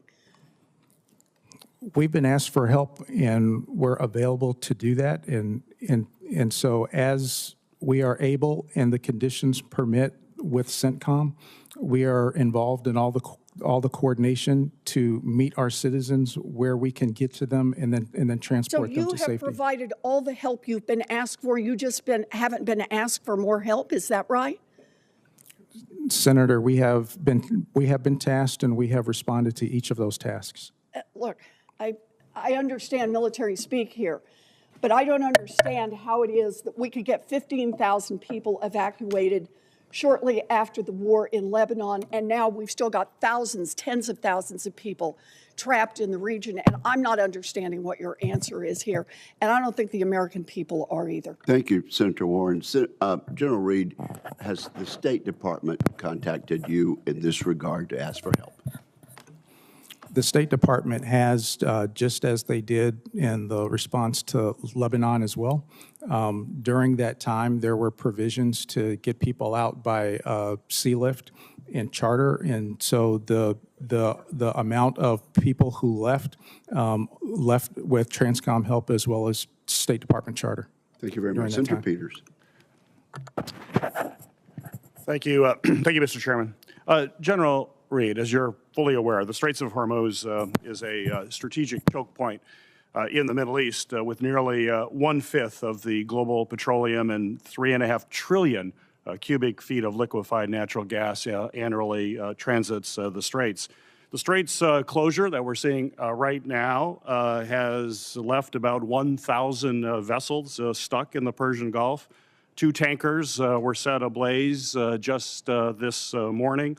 And even before these attacks, the uncertainty have caused gas prices to skyrocket, oil trading up to $120 a barrel this weekend and still at elevated levels and likely to continue to go up. In fact, according to the International Energy Agency, the war has caused, and this is a quote from them, the largest supply disruption in the history of the global oil market. That's a big statement, in the history of the global market. Additionally, 30% of the world's fertilizer supply passes through the Straits. This increases prices for American farmers as they're beginning planting season. This will mean food prices will also go up dramatically across the world. We have felt the impacts of the Straits closure here, surely in prices and many goods, but we also can't forget the impacts of our service members who rely on being resupplied. So a question for you, sir, is are you in talks with the CENTCOM commander, Admiral Cooper, on having actual plans to open up the Strait to commercial traffic and also to ease service member resupply in the region? And we are working with Admiral Cooper as he continues to prosecute the operations that he has. In the warfighting sense, we are doing all that we can to help him get after the targets that he needs to actually suppress the threats on the Straits. There is intense concentration to make sure that we can reduce that enough to get to a point where we can get through the Straits. When it comes to the sustainment for the forces, the Strait is not the only way that we're restricted to in order to resupply force sustainment. We have alternatives for that, and we're currently executing that as we speak. General Reed, the Transcom provides basically the logistics backbone to support our forces in any conflict, including the war in Iran, as you were talking about. But this means not only moving troops into the region, but also ensuring they have food, fuel, and munitions. And we talked about this issue at length on an office call. And we talked about how Transcom relies heavily upon commercial partners to be able to augment your capacity to ensure the delivery of these key supplies. So my question for you is, how has your ability to deliver these critical supplies been impacted given the contested logistics environment we're in right now, where we have commercial ports, commercial fuel networks, and commercial partners that have been significantly disrupted as a result of the closure of the Straits of Hormuz? So we do acknowledge the disruptions, but this is exactly what we expect in a contested environment. When it comes to the commercial participation, they are able to deliver to points that are safe, and then we will transload, and then we take the responsibility from there. And so in this way, Together, we do and operate where we can, where we operate the best, and then we still get the warfighter the things that they need in their hands when they need it.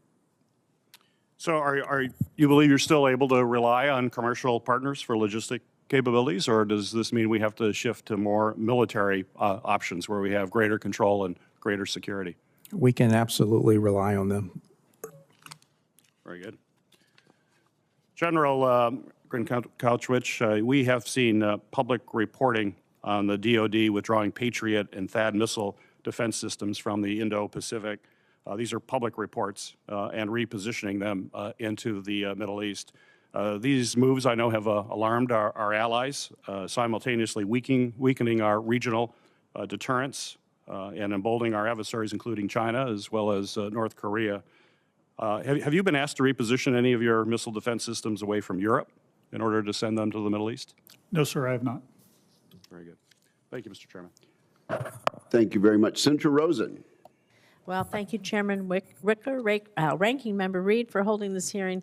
Thank you, General Grynkewich and General Reed. We have two Reeds here today, right, for your service to our country. So I want to talk about support for Ukraine's critical infrastructure right now. So, General Grynkewich, you know Russia has engaged in a concerted campaign to attack Ukraine's civilian power infrastructure during what's been a brutally cold winter. Despite now entering spring, I'm incredibly concerned that Russia will continue to sustain attacks on Ukraine's civilian infrastructure.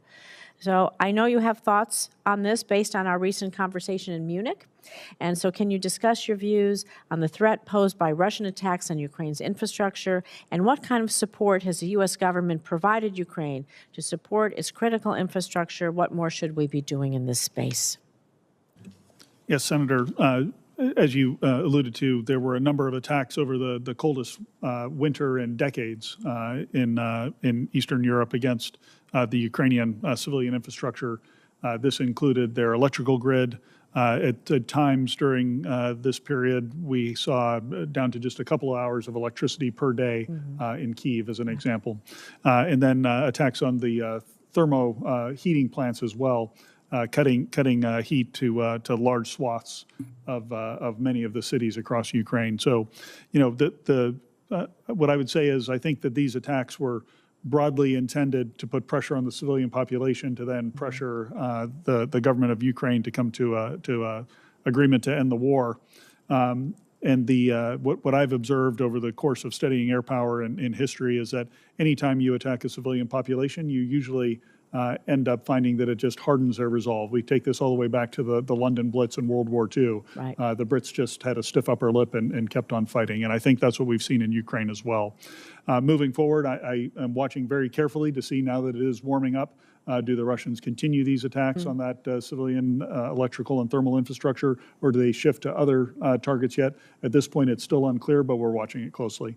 Thank you. We'll be looking forward to updates from that. I also want to talk about NATO cyber preparedness, because NATO Secretary General Mark Rutte, they warned that Russia could be ready to use military force against NATO within 5 years.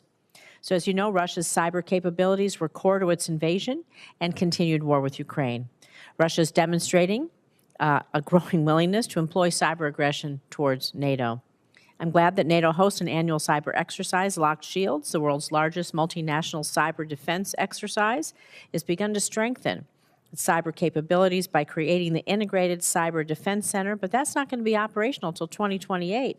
So, General Grynkewich, how are you and Cybercom working with our NATO allies, Ukraine, European partners, to enhance our cybersecurity capabilities, our cooperation, particularly with those less cyber-capable nations, because that puts us all at risk and makes us more vulnerable to our adversaries?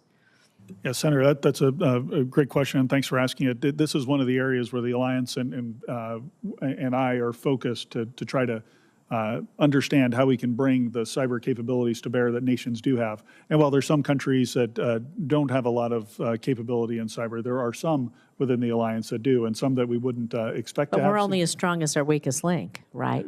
That's true, ma'am, but in an alliance that's built on collective defense, we can help each other. If one country is strong in air defense and another country is strong in cyber, there's a natural synergy there where we can help each other to get stronger together. In the classified session, I'd be happy to give you some details on who the main players are, but we are working to modernize how we access those cyber effects and can use them in a potential conflict. Thank you. Well, I'm going to stick on this topic because over the past year, Russian aircraft and drones have flown into NATO airspace on multiple occasions. I don't believe these incursions were accidental. Russia's deliberately testing NATO countries, their readiness, their resolve, and the manner and timing of all of our response to this aggression. So building on Senator Fisher, I know she asked this earlier, how do you think NATO can and should most effectively respond to these Russian acts of aggression, even if they say they were accidental? Yes, Senator, I'm very proud of the initial responses I mentioned a little bit earlier, but I would also say that the stand-up of our Eastern Century vigilance activity across the alliance has resulted in a dramatic decrease in this activity. So it has had not just a preventive effect in terms of when drones are incurring into the airspace, being able to stop them, but it's also deterred the Russians from taking that kind of reckless behavior in the first place. So I think there's always work to be done here. It's not perfect. We continue to have limited incursions, but I think we're on the right path and making great progress. Thank you. I look forward to the classified briefing, which will begin precisely at 12 noon.